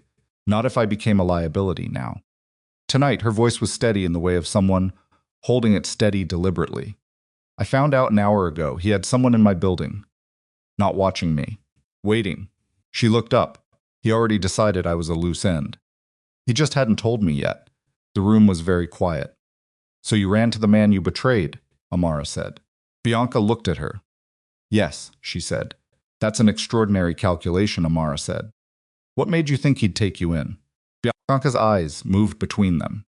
For the first time since she'd walked into this room, something behind them went genuinely uncertain, not the manufactured vulnerability of a woman who had spent years using vulnerability as a currency, but something rawer. Something that looked for a moment like a person's stripped of every strategy she had and discovering that there was nothing underneath. "I didn't know if he would," she said. "But you were my only option." Amara looked at the bag on the table.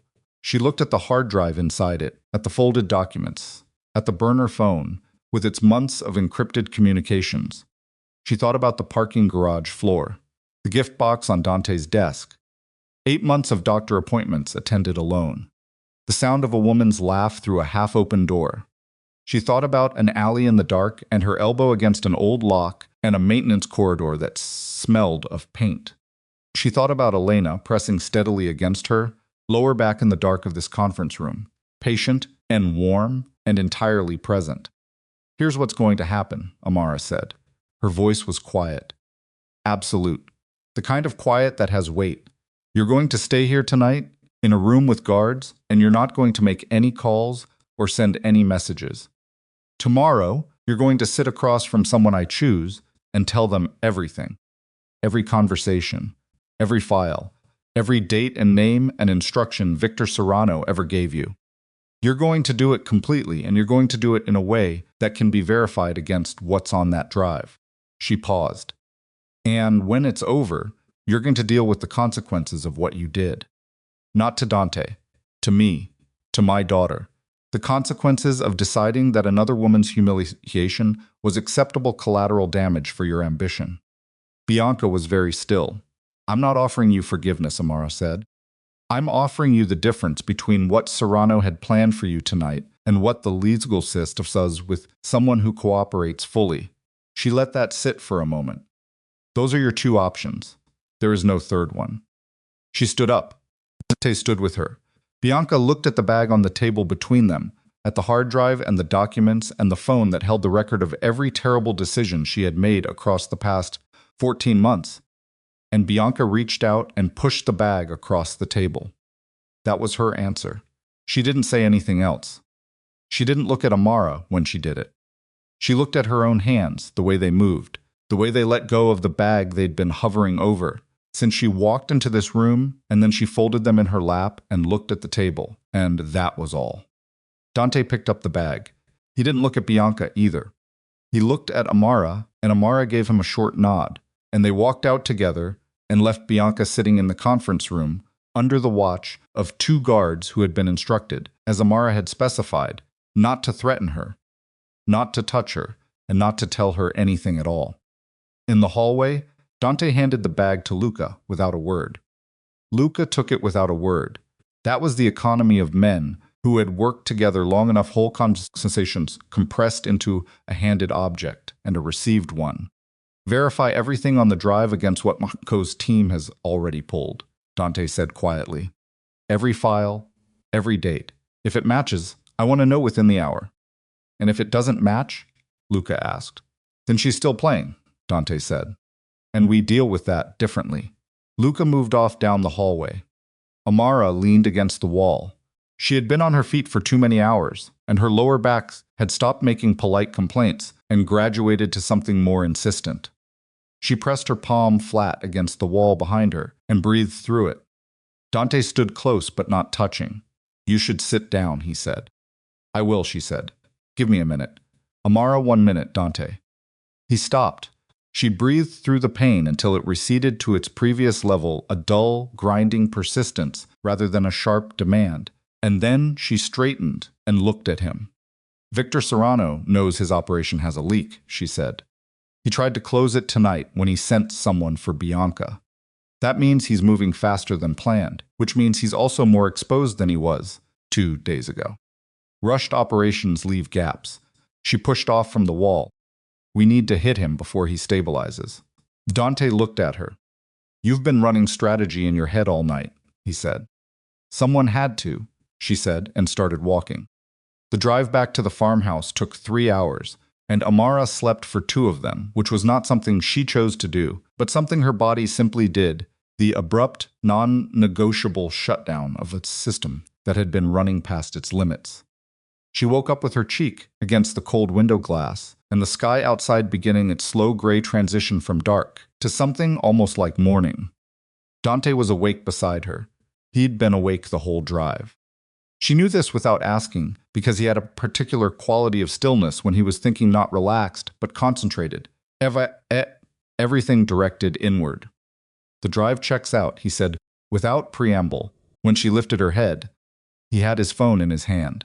Luca confirmed. "Every document on it matches what Marco's people reconstructed from the copied files we found. Dates, file names, communication records. It's real." "So she kept her copies," Amara said. "Every single one." He looked at the phone in his hand, which means she planned to use them eventually, either as leverage against me or as insurance against Victor. He paused. She just got to which one she needed faster than she expected. The communication records, Amara said. Victor's voice, his name, his instructions to her. In his words, through his channel. 14 months of it. Dante put the phone in his pocket. It's enough to hand to federal investigators and watch his financial network collapse in about 72 hours. Amara looked out the window. Fields gray with early light. A water tower in the distance. The kind of landscape that existed in the spaces between other things.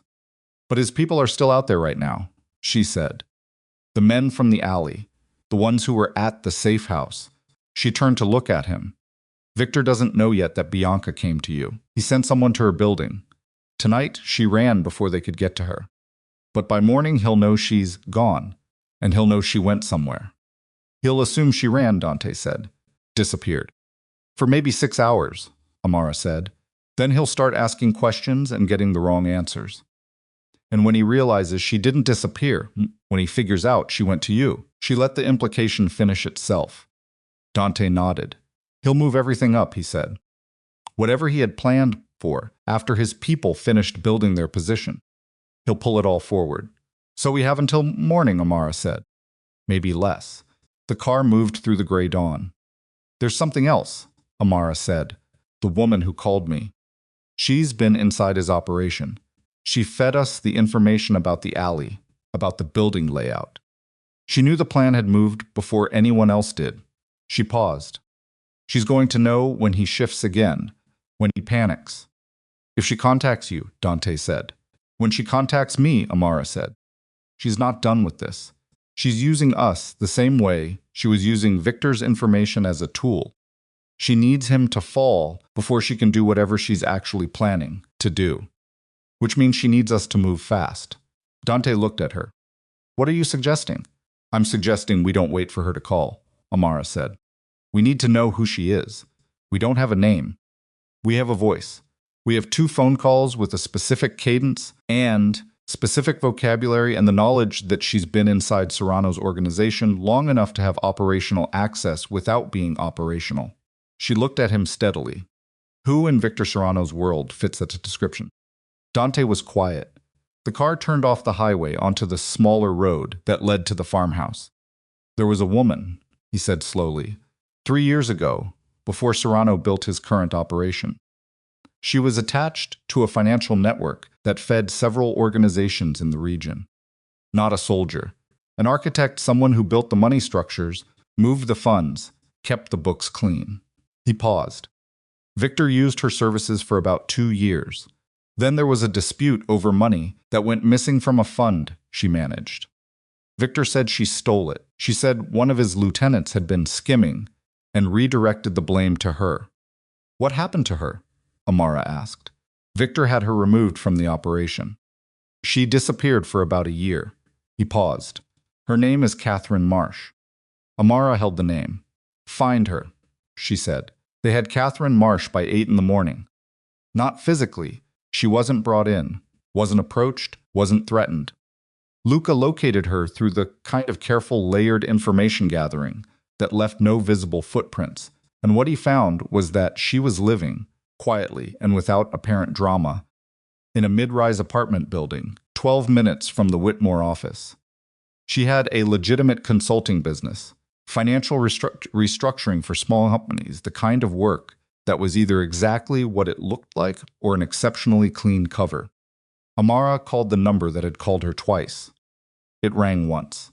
I wondered when you'd do this, Catherine Marsh said. I have your name, Amara said. I know you do. You're faster than I expected. Both of you. A pause. Is your husband listening? Amara looked at Dante, who's sitting 2 feet away with the call on speaker. Yes, Amara said. Good. Then I'll say this once. Victor knows Bianca is gone. He found out 40 minutes ago. He doesn't know she came to you not yet, but he's operating on the assumption that she's a loose end that is now actively dangerous rather than merely unresolved. Catherine's voice was even and precise, every word placed. He's pulling his remaining people into a single location. The waterfront complex on the North Harbor, the abandoned processing facility. He used it twice before, for meetings he didn't want documented. He'll consolidate there and try to assess the damage before he decides on his next move. How many people? Dante asked. 22 that I can account for. Possibly more. Armed. He's in a defensive posture, but he's also angry, which makes him unpredictable. She paused. He doesn't know if the drive exists. He thinks the information Bianca copied exists only in his hands, which means he still believes he has leverage over you. What does he plan to do with it? Amara asked. Use it publicly. If he can't take Moretti down with force, he'll damage him through exposure. The financial records Bianca passed him are enough to create significant legal problems for several of Dante's legitimate businesses. Another pause. He was going to do it as a last resort. He may do it now as a first one. Dante's jaw tightened. He has to move the information to do that, Amara said. He has to send it somewhere, to someone. That creates an exposure window.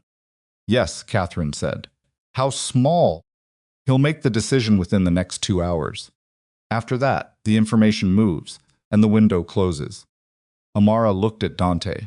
Dante was already looking at her. 2 hours, what do you need? Dante asked. Not to Amara. To Catherine. A pause, longer than the others. I need his organization to be dismantled in a way that is documented and prosecutable, Catherine said. I need the money he redirected from the fund I managed 3 years ago to be traceable, which it is, now that Bianca's records are in your hands. And I need the man who actually stole it and blamed me to be named. A pause. His name is on Bianca's drive, under a different name than the one he uses publicly. I'll look, Dante said. I know you will, Catherine said. 2 hours, Mr. Moretti. The call ended. The farmhouse kitchen was very quiet. Sully, still with his ice pack, looked from Dante to Amara, and then at his coffee. Well, he said, that's a short window. It's enough, Dante said. He was already standing. Luca, pull everyone we have. Every loyal man we can reach in 2 hours. I want a plan for the waterfront complex in 45 minutes. Luca was already on the phone. Amara stood up. I'm coming, she said. Dante looked at her. Absolutely not, he said. I have Bianca's drive. I have Catherine's communications record. I have everything documented in my notebook that corroborates both. She held his gaze. You're going to need that information accessible and organized at the moment the confrontation ends, not an hour later when someone drives back to get it. I'm the person who can do that. You're 8 months pregnant. Almost 9, she said.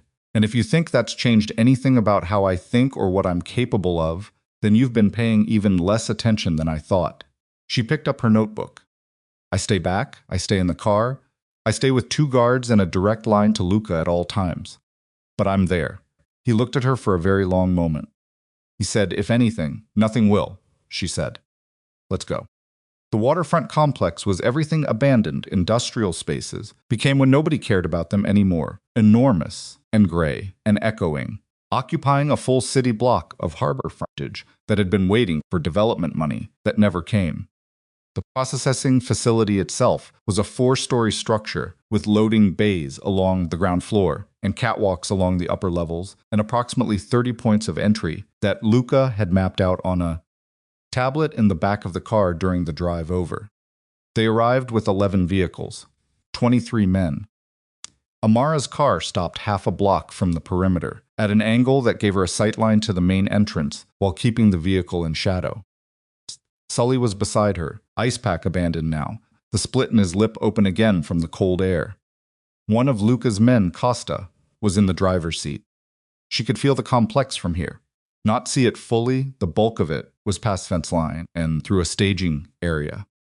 But she could feel the weight of it, the way it sat on the harbor with its broken windows and its rust-stained walls and its 20-plus armed men, somewhere inside deciding what their next move was. Dante had gone in with the first group. She didn't watch him go because watching him go was a thing she couldn't do right now, and she had made her peace with that specific limitation on her own composure. Her phone was in her hand. Luca was in her ear through a wireless piece he'd insisted on. The notebook was open on her knee. She waited. The first sounds came 4 minutes after entry, not gunfire, which she'd steeled herself for, but shouting. Men's voices, multiple, the sharp staccato of orders being issued and challenged. Then a prolonged silence that was worse than the noise. Then, from the far side of the complex, the sound of a vehicle moving fast over broken ground. "Luca," she said. "East exit," Luca said in her ear. 3 of his men just ran. "Costa, you hear that?" "Heard," Costa said from the front seat. "Let them go," Luca said. "They're not the problem." Amara pressed her pen against her notebook and made herself breathe. Inside the complex, the dynamics were moving faster than Luca had projected. Victor Serrano had consolidated his people, yes, but consolidation also meant that when the perimeter broke, everything was in one place. And Dante's men had come through 4 entry points simultaneously, and the geometry of it left Victor's people nowhere to spread. The shouting inside the complex changed quality, got shorter. The sentences got smaller. Then she heard Victor's voice. She recognized it from the recordings on Bianca's drive they'd listened to, 3 of them in the car. On the way over, Amara, with her notebook, marking specific phrases and names and dates. His voice was surprising in person. Recordings compress voices, flatten them. In person, even through walls and distance, there was a resonance to it that the recordings hadn't captured. A physical quality that explained, in a way the recordings couldn't, how a man maintained authority over 22 armed people in a waterfront facility in the early morning. He was not yelling. That was the thing. He was not yelling. He was speaking at normal volume, and the effect of it was to make everyone around him get quieter, lean in, pay attention. She could not make out the words. She could make out the cadence measured, deliberate, the rhythm of a man who believed that as long as he kept talking at a controlled pace, he was still running the situation. "Luca," she said quietly. "I hear him," Luca said. "He's stalling, I know. He's waiting for something." "A beat. The information," Luca said. "He must have set it up to release automatically if he doesn't check in." A dead man's switch. Amara's hand tightened on the phone. "Does Dante know?" "Telling him now." She heard Luca's voice shift frequencies in her ear, talking to Dante, and then a pause, and then he knows. "How long does he have?" Victor would want a buffer. Time to get clear before anything goes public. Luca did the math out loud. He said it before he consolidated. That was 90 minutes ago, give or take. A pause that felt very long. He's got maybe 30 minutes before it sends automatically. Amara looked at the notebook, the drive, Bianca's drive. The communication records, the financial documents, the complete chain of evidence that made Victor's information redundant the moment it became a competition between his version of events and theirs. "Luca," she said, "who do you have on the federal contact?" "Martinez has a handler. It's an unofficial channel. Is it fast enough for tonight?" A pause. "Maybe." "Get it ready," she said. "The moment this is resolved, we don't wait. We move everything on that drive to the right people before Victor's release trigger fires. If his information and ours arrive simultaneously, the documented chain of evidence wins. But we need to move now." She was already writing, fast the sequence of documents on the drive, the order of relevance, the specific financial records that would contradict whatever Victor sent. "I'm organizing the priority order right now. You'll have it in 10 minutes. Mrs. Moretti. 10 minutes, Luca," she wrote. Inside the complex, Dante found Victor Serrano on the second-floor catwalk. He had expected this, roughly the elevated position, the sight lines in multiple directions, the 2 men flanking him with their attention split between Dante and the lower floor below. Victor was standing with his hands at his sides and his coat open, and the posture of someone who had decided that the most useful thing he could project right now was calm. Dante stopped 10 feet from him. Luca's voice was in his ear. "Drive information is being organized. Amara's working on the priority sequence. Federal channel is standing by. You need to keep him talking, Victor," Dante said. Victor's voice was even, almost pleasant. "You moved faster than I expected. You tried to take my pregnant wife," Dante said. "I tried to leverage a complicated situation," Victor said. "It's what we do. You've done it yourself. Not like that." "The distinction matters to you," Victor said. "I understand that. It would matter to me too. Probably, if I had a wife. He tilted his head slightly. Where is she, by the way? Somewhere you can't reach. For now, he smiled. It didn't move his eyes, Dante. We both know how this ends. You have more men in this building tonight. You have the geography and the momentum. You're going to walk out of here with whatever you came for. He paused.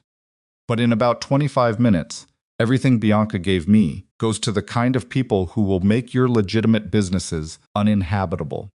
Your lawyers can fight it. They're good.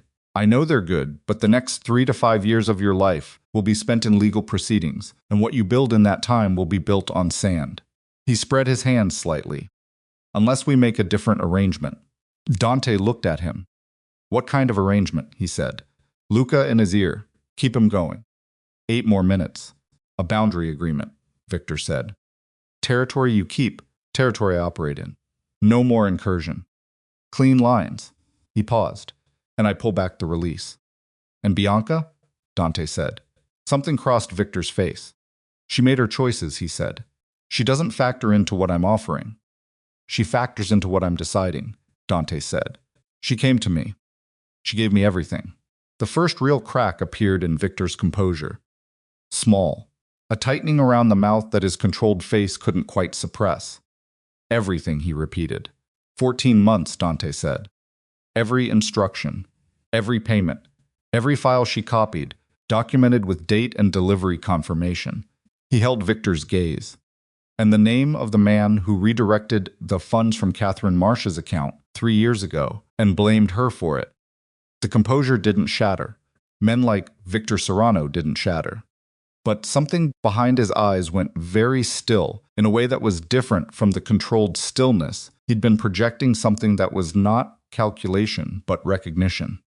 The recognition of a man who has just understood the full shape of a situation and found it's substantially worse than he'd assessed. Catherine, he said. She sends her regards, Dante said. Luca in his ear, Amara's done. Priority sequences with Martinez. Federal Channel has it. Move. Dante looked at Victor Serrano. Whatever you set to release in the next 20 minutes, he said, is going to arrive at the same time as 14 months of documented evidence against your organization. Authenticated financial records, and the testimony of 2 witnesses whose cooperation agreements are already being discussed. He paused. Your information is noise. Ours is a case. Victor looked at him for a long time. The 2 men flanking him had gone very still. You'd expose yourself too, Victor said. The records she copied include My legal team has been briefed, Dante said. My legitimate businesses are structured to survive scrutiny. The ones that aren't have been in the process of being restructured for the past 6 months. He paused. I've been preparing for this possibility longer than you've been planning it. That part wasn't entirely true. He had been in the process of restructuring, not in anticipation of Victor specifically, but in the ongoing, never quite complete way of a man who had been meaning to address certain vulnerabilities for years. But the drive from Bianca had given Luca and his lawyers enough information to move on it in the past 12 hours, to get enough structural distance between Dante's name and the most exposed records, that the calculation had shifted. It was not airtight. Nothing about this was airtight. But it was enough to make Victor's leverage approximate rather than decisive. And approximate leverage against a documented case was no leverage at all. Stand down, Dante said, not loudly. The 2 men flanking Victor looked at their employer. Victor looked at the floor of the catwalk. He looked at the harbor through the broken window behind Dante, the gray early morning water, the lights of the far shore, the ordinary world continuing outside the walls of this particular disaster. Then he looked at his men and nodded. They lowered their weapons. Below, on the ground floor, the sounds of resistance were already subsiding. Dante's people moving through the space, his captains managing the rooms, the situation folding the way situations fold when the center gives. Victor looked at Dante. What happens now? He said. Now, Dante said you cancel the release. Victor took out his phone. He typed. Then he held the screen up so Dante could see it, the cancellation confirmation. The timer stopped at 11 minutes and 43 seconds. Dante looked at it. Good, he said. He stepped back to let his men come forward. Victor Serrano let them. Amara felt her phone vibrate. A message from Luca. It's done. Timer canceled. He's in custody. Come in. She read it twice. Then she put her phone in her pocket and closed her notebook and sat back in the seat and felt something leave her body, not peace, not relief exactly, but the release of the sustained, grinding tension of the past 48 hours. The thing you don't know you've been holding until you're allowed to put it down. Sully was looking at her. You all right? He said. I don't know yet, she said honestly. He nodded. That was an answer he could work with. Costa, she said, take me in. The car moved forward through the gray morning, toward the waterfront complex with its rust and its broken glass, and the 20-plus men who had just discovered that the organization they'd been willing to do terrible things for spent the past 48 hours being dismantled by a hard drive and a notebook and a woman who refused to be in the wrong place when it mattered. The car pulled into the staging area. Dante came out of the main entrance and walked toward her. She got out of the car before he reached it, not to meet him, not to close the distance, but because sitting in the car while the thing resolved itself around her was not how she wanted to finish this night. She wanted to be standing when it ended. She wanted to be on her feet. He stopped 3 feet from her. He looked at her the way he'd looked at her in the maintenance corridor, with something on his face that had no name in the vocabulary of men like him. It's over, he said. The waterfront is over, she said. The rest isn't. He understood what she meant. She watched him understand it. No, he said. It isn't. She turned and looked at the harbor. The sun was beginning to arrive, not dramatically, not with any kind of cinematic generosity, just the slow, reluctant gray lightning of an early morning in a city that didn't care what had happened inside one building on its waterfront last night. Boats on the water, a plane crossing the sky, the ordinary machinery of a morning that had arrived on schedule regardless. She pressed her palm against her belly. Elena kicked, hard, once and then in a rapid, insistent sequence that was new, that was different from the steady movements of the past weeks. And Amara felt something tighten low in her body that was completely separate from the events of the 12 hours. She looked down. Then she looked at Sully. How far is the nearest hospital from here? She said. Sully stared at her. How far? She said. 14 minutes, Costa said immediately from the driver's seat, already calculating. Dante had gone very still beside her. Amara, he said. I'm fine, she said, but we should probably go now. She was already moving back toward the car, and the morning was getting lighter around her, and Victor Serrano's organization was already beginning its quiet collapse in the hands of the people Luca had called. And somewhere in the city, Bianca Rinaldi was sitting in a Bianca Rinaldi's room working out the arithmetic of what cooperation meant for the next chapter of her life. And Catherine Marsh was in her apartment, waiting for the name of the man who had stolen 3 years from her. And Dante Moretti was 3 steps behind his wife, trying to remember the last time he'd moved this fast and understanding, with sudden absolute clarity, that the contractions were 4 minutes apart by the time they reached the hospital. Amara knew this because she had been timing them in the back of the car with the same methodical attention she'd applied to everything else in the past 48 hours. Her phone in one hand, her notebook in the other, marking the intervals with a precision that Dante, sitting beside her, with his hand hovering 2 inches from her arm and not quite touching it, found either remarkable or alarming, depending on which 3 seconds you caught him in. 4 minutes, she said after the third one. I heard you say that, he said. I'm saying it again. I know. Because 4 minutes means we have time but not a lot of it, and I need you to stop looking at me like that. Like what? Like you're watching something break, she said. I'm not breaking. This is just labor. You were in an alley 3 hours ago. I know where I was 3 hours ago. She breathed through the end of the contraction, not dramatically, just a long, controlled exhale, the kind you practice in a class she'd attended alone, because Dante had been in a meeting that ran long. Costa, how much further? 4 minutes, Costa said from the front. Perfect, she said. Dante said nothing. She glanced at him. He was looking at the road ahead through the windshield, jaw tight, one hand flat on his own knee, with a pressure that suggested he was pressing it down to keep it still. He was afraid.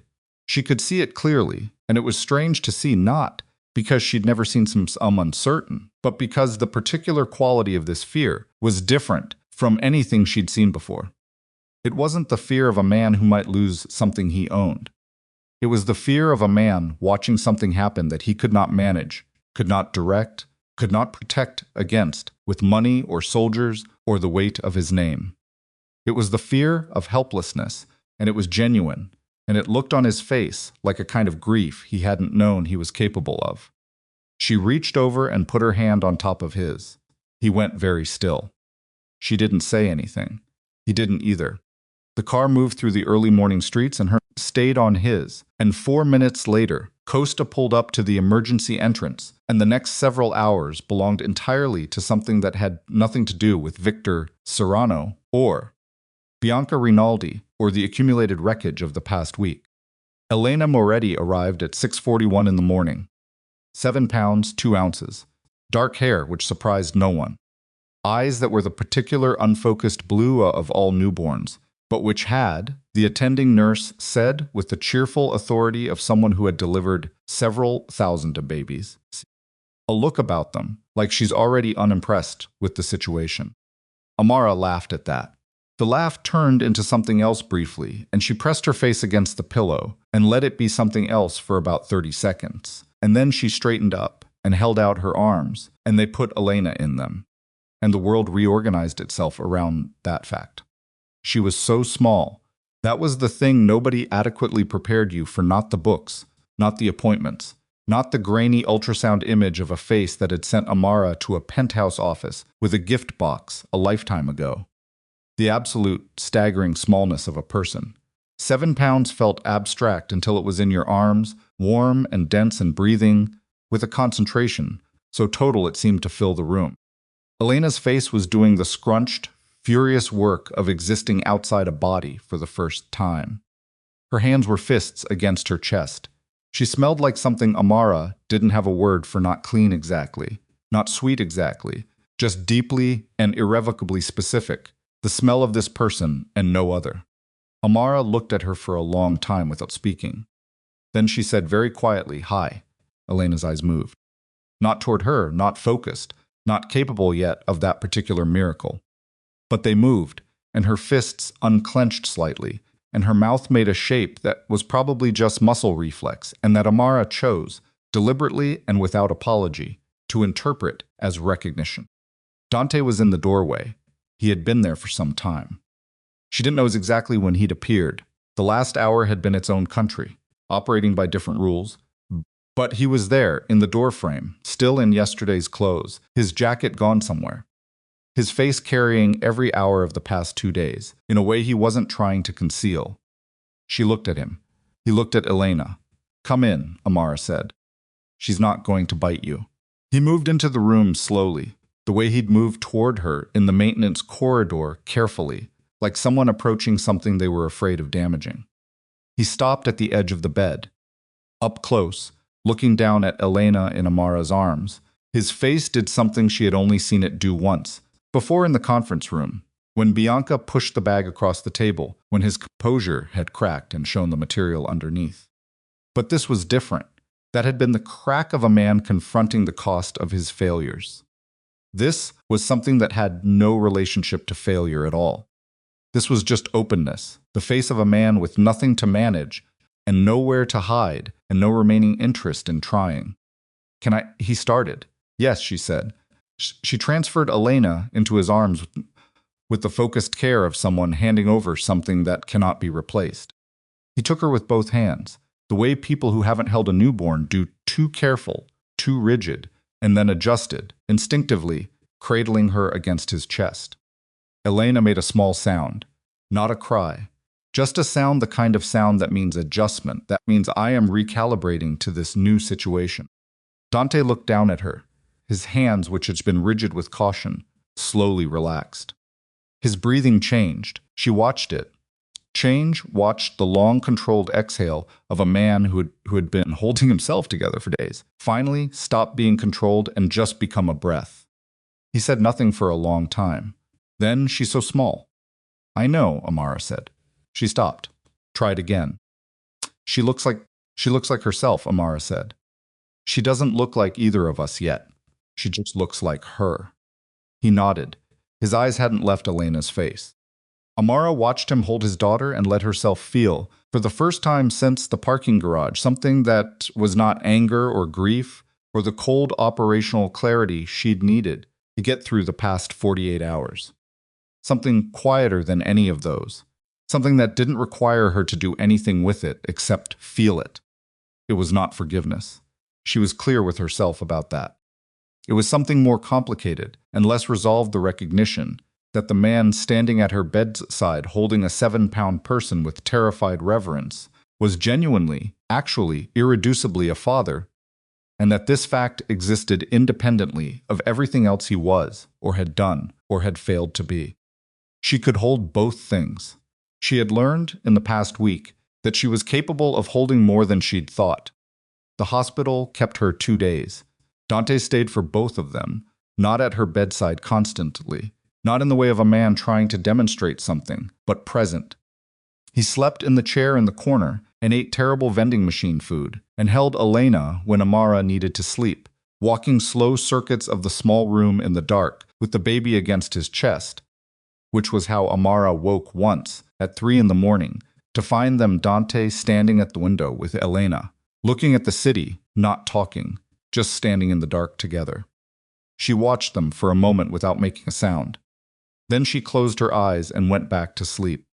On the second day, Luca came with an update delivered in the hallway, outside the room, which was the right instinct, and she appreciated it, even though she could hear most of it through the partially open door. Victor Serrano's organization had been dismantled with the particular efficiency of a structure whose financial foundations had been quietly removed. The drive from Bianca had gone to the right people through Catherine Marsh's federal channel before Victor's Deadman release had triggered by 11 minutes and 43 seconds, which Amara knew because she had watched the timer on Bianca's phone herself and written the number in her notebook. The information Victor sent when the timer fired had arrived into an inbox already processing a documented, authenticated, corroborated case built against him. And the effect had been less an accusation and more an additional exhibit for the prosecution. His organization didn't collapse dramatically. It simply stopped. Key people received phone calls and made decisions. Money stopped moving. The lieutenants who had spent years building their positions under Victor's structure discovered, in the space of 72 hours, that the structure was no longer there, and that their own positions depended entirely on how cooperative they intended to be with people who were very interested in talking to them. Victor himself was in federal custody by the end of the first day. Bianca had been in a different kind of conversation with different federal representatives since 6 that morning. Amara didn't ask for the details. What she knew was that the cooperation agreement was moving forward, that the complete record on the drive was being processed and authenticated, and that Bianca's testimony, combined with Catherine Marsh's 3-year-old documentation of the financial redirection, had made a man named Gerald Foss, who was Victor Serrano's longest-serving financial lieutenant and who had operated under the name Raymond Cole in his professional capacity, the subject of his own very separate set of legal problems. That was Catherine's name, Gerald Foss, the man who had stolen from her fund and redirected the blame. When Luca delivered this part, Amara heard him say it through the door, and she looked at Elena sleeping in the bassinet beside the bed and thought about a woman she had never met, who had made 2 anonymous phone calls that saved her daughter's life, because she had been waiting 3 years for the right situation to recover what had been taken from her. She thought about what it cost to wait that long, what it did to a person. She added a note to her notebook. She filed for legal separation 11 days after Elena was born. She did it herself, without asking Dante first, which was the point not of confrontation, but of clarity. This was her decision, and she was making it from a position of her own making, not as a reaction to him and not as a negotiation with him. Dante received the documents and called her. She answered. "I got them," he said. "I know." A pause. "I'm not going to fight it," he said. "I want you to know that. I'm not going to use Elena. I'm not going to threaten anything. I'm not going to make this difficult." His voice was level. The particular level of someone who has decided something costly and is holding to it. Whatever you need, legally or practically, I'll make it work. She stood in the kitchen of the apartment. She'd rented small, quiet, in a building with an ordinary buzzer system and no armed guards, which she had chosen specifically for its ordinariness, with Elena in the carrier against her chest, both of them warm in the afternoon light coming through the window.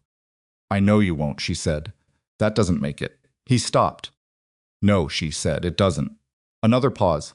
Can I see her this weekend, he said. Saturday afternoon, she said. I'll text you the address. She hung up.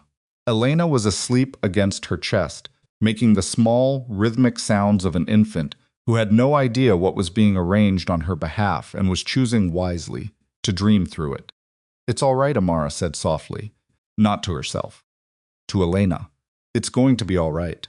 Dante came on Saturday with no security detail and no armored vehicle and no prior phone call to confirm or arrange. He arrived in a plain car, by himself, and rang the buzzer like a person. She let him in. He sat on her small couch and held Elena for 2 hours and talked to her about nothing about the window and the light coming through it, about the sound a particular bird was making on the fire escape, about the color of her blanket. He talked the way people talk to newborns when they don't know what else to do, which is to say he talked honestly and without agenda, just filling the space between them with sound. And Elena lay in his arms and looked at the ceiling with her unfocused blue eyes and occasionally made the sound. That meant she was recalibrating. Amara sat in the chair across the room and read, or tried to read. She read the same page 4 times. When Elena fell asleep, Dante sat with her, still sleeping in his arms, and didn't speak for a while. Then, I'm selling the Whitmore building, he said. She looked up from the book. And the 3 properties that run through the Eastern Holding Company, he said. The businesses that can't survive scrutiny are already being wound down. The ones that can are being restructured into independent management. He paused. It's going to take time, but it's moving. She studied him. Why are you telling me, she said. Because you should know, he said. Not so you change your mind about anything. Just because you should know. She looked at him for a long moment. It'll cost you, she said. Yes, territory, relationships, things you spent 20 years building. Yes. Are you doing it because you think it'll... No, he said, quietly, without heat. I'm doing it because I held my daughter for the first time, and I didn't want the thing she inherited from me to be a name that meant something men like Victor Serrano understood. He looked down at Elena's sleeping face. I want her to grow up, and when someone asks her about her father, I want the answer to be something that doesn't require explaining or excusing. The room was very quiet. Outside, the bird on the fire escape said something brief and moved on. That's going to take more than selling buildings, Amara said. I know, he said. It's going to take years. I know. And it's not going to change. I know, Amara. He looked up at her, not with the appeal of someone seeking absolution, just with the plain, undefended face of a man who understood exactly where he stood and had to stand there anyway. I know it doesn't change what I did. I know that's not why I'm doing it. He paused. I'm doing it because she deserves it, regardless of anything else. She looked at him for a long time. Okay, she said. That was all. Just, okay. She turned back to her book and found the page she'd been failing to read, and this time somehow the words held still long enough to mean something. Catherine Marsh called 3 weeks after Elena was born. It was the first time she'd called on a number. Amara actually had her own number, her own name, no more unknown lines that disconnected on redial. Gerald Foss entered a guilty plea this morning, Catherine said. Her voice was exactly as Amara remembered it, precise, deliberate, carrying its information without decoration. But there was something underneath it now, something she hadn't heard in the 2 anonymous calls. A quality of weight put down, I heard, Amara said. Lucas sent me the update. I wanted to tell you myself. A pause. How is the baby? Healthy, loud, opinionated. Good, Catherine said. As though opinionated was the right answer, the one she'd been hoping for. Catherine. Amara shifted Elena to her other arm. Why me? Of all the people involved in this, why did you call me first? A silence. because you were the only person in that situation who had something to lose that wasn't about power, Catherine said finally. Everyone else, Dante, Victor, Bianca, even me, we were all protecting positions. Leverage, territory. She paused. You were protecting a person. That's different. Amara looked at Elena, who was engaged in the extremely serious business of examining her own fist. She makes it easier, Amara said, to know what matters. Yes, Catherine said, they do. A pause. Will you be all right? Amara asked. Now that it's resolved? I have work, Catherine said, and my reputation back, and 3 years of documented evidence that I was right. Another pause. That last part matters more than I expected it to. Being right, being able to prove it, Catherine said. Being right doesn't do much for you if you're the only one who knows. After the call ended, Amara sat for a while with Elena in her arms and thought about that. The legal separation became a divorce 7 months later. The proceedings were quiet because Dante had kept his word: no leverage, no manipulation, no using Elena as a bargaining position. He agreed to everything Amara's lawyer proposed that was reasonable, and only pushed back on 2 things, both of which were about Elena's schedule, and both of which Amara's lawyer eventually agreed were reasonable too. The mediation took 3 sessions. The judge who signed the final documents was a small woman in her 60s who looked at the paperwork with the brisk efficiency of someone who had signed a great many of these and understood that the drama was never in the documents. Amara walked out of the courthouse alone by choice, in the bright mid-morning light of a Tuesday that had no particular significance except this one. She stood on the courthouse steps. She felt the sun on her face. She felt the specific quality of Tuesday morning aircar exhaust and coffee, and the faint cold edge of the season turning.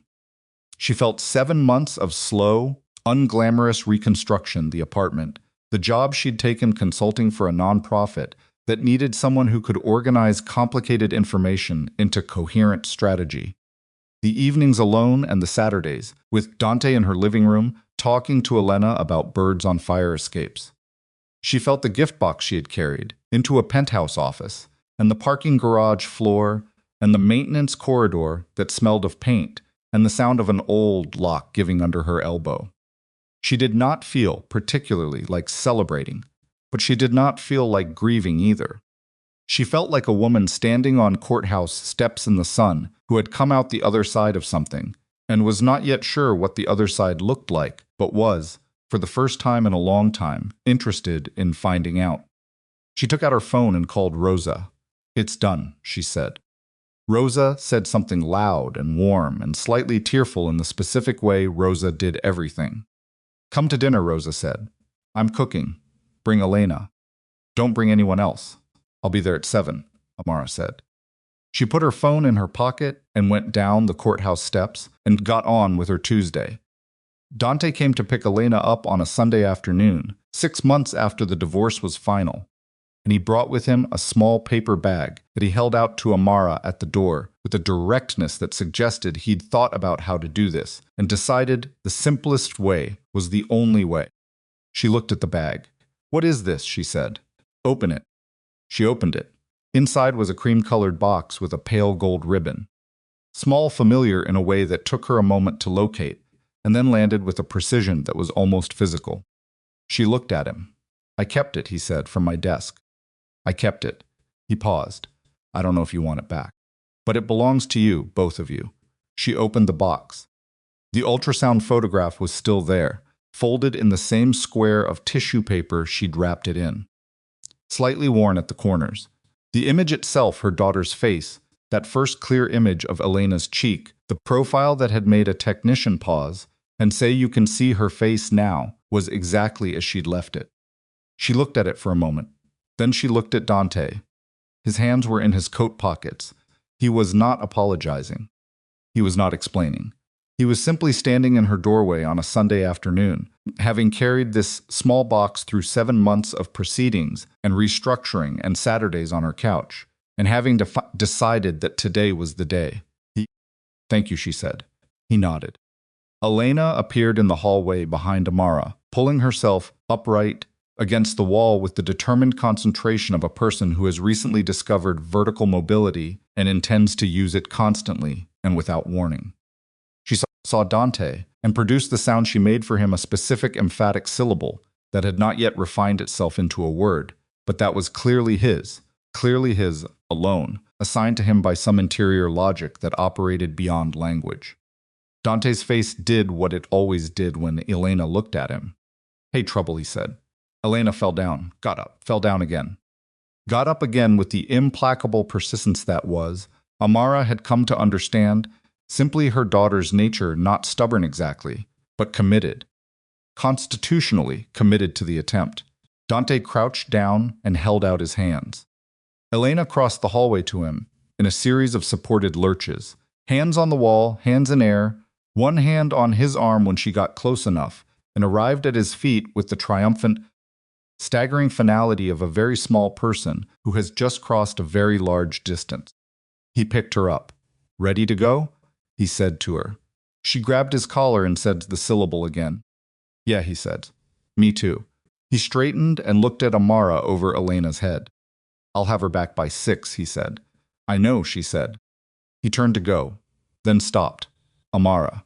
He didn't turn back around. He stood in the doorway with Elena against his chest and his back to her and spoke to the Sunday afternoon outside. "I spent years protecting my empire and destroyed my family myself." She had heard him say this before.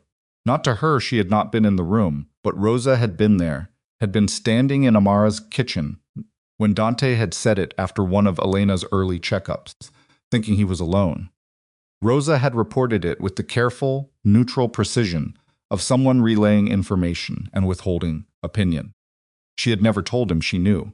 She said it now, then make sure she grows up knowing the difference. He was quiet for a moment. "Yeah," he said. "That's the plan." He went down the steps. She watched him reach the car, the ordinary one. No convoy, no Geo on the corner, and buckle Elena into the car seat with the focused, slightly fumbling attention of a man who had learned to do this the way he learned everything. By doing it wrong several times first, and then doing it right. He got in the driver's seat. He looked back once through the windshield, not at her specifically, just out, at the street, at the Sunday afternoon, at whatever version of his life was visible to him from inside that car. Then he started the engine and pulled out into traffic and was gone. She stood in the doorway. The street was quiet. A neighbor's dog was being walked by a teenager who was also on her phone, managing both tasks with the effortless inattention of youth. 2 kids on bikes cut through the intersection. Somewhere nearby, someone was cooking something with garlic and onion, and the smell of it drifted past on the afternoon air and was briefly wonderful. Amara leaned against the doorframe. She held the cream box with the pale gold ribbon and the photograph inside it. She looked at the street her daughter would learn to walk on, in a neighborhood nobody had a security file on, in a life that was hers to build from materials of her own choosing. She thought about the woman she had been in the parking garage, hands over her face, legs failing, pressing her palms against her eyes until the shaking stopped. She did not feel sorry for that woman. She felt something closer to recognition, the particular recognition you extend to someone you have known through a difficult time and who came through it intact. You don't pity them, you just know them. You know what they carried and how they carried it, and what it cost. She thought about an elbow against an old lock, about a maintenance corridor and a notebook and a hard drive and a woman named Catherine who waited 3 years to be proven right. She thought about a technician who paused a screen and said, "You can see her face now." She stepped back inside. She put the box on the shelf in the front room, next to the row of paperback novels she'd started collecting, in the space between a photograph of Rosa and a drawing Elena had made, if drawing was the right word for the focused, catastrophic mark-making of a 10-month-old, with a crayon of what was either a person or a son or possibly both. She looked at all of it for a moment. Then she closed the door, not with anger, not with relief, not with any of the dramatic emotional weather that had moved through her life in the past year. Just closed it. The latch clicked. The afternoon light came through the window and settled on the floor. She went to the kitchen and started making coffee, and thought about dinner with Rosa, and thought about nothing in particular before Thursday, and thought about nothing in particular, and everything at once, which was simply the texture of a life being lived forward. She had lost the marriage she thought would last forever. She had lost the version of herself that needed it to. What was left was a woman who had walked through a parking garage and a maintenance corridor and a waterfront complex and a courthouse and had arrived here in this specific kitchen on this specific Sunday afternoon with a shelf of paperbacks and a crayon drawing and a daughter who crossed hallways the same way her mother crossed everything else. Without stopping, without looking back, the coffee maker made its sounds. Steam rose. Outside the window, the afternoon was doing its ordinary, irreplaceable work of becoming evening, and Amara stood in her kitchen in the quiet of her own making and let it.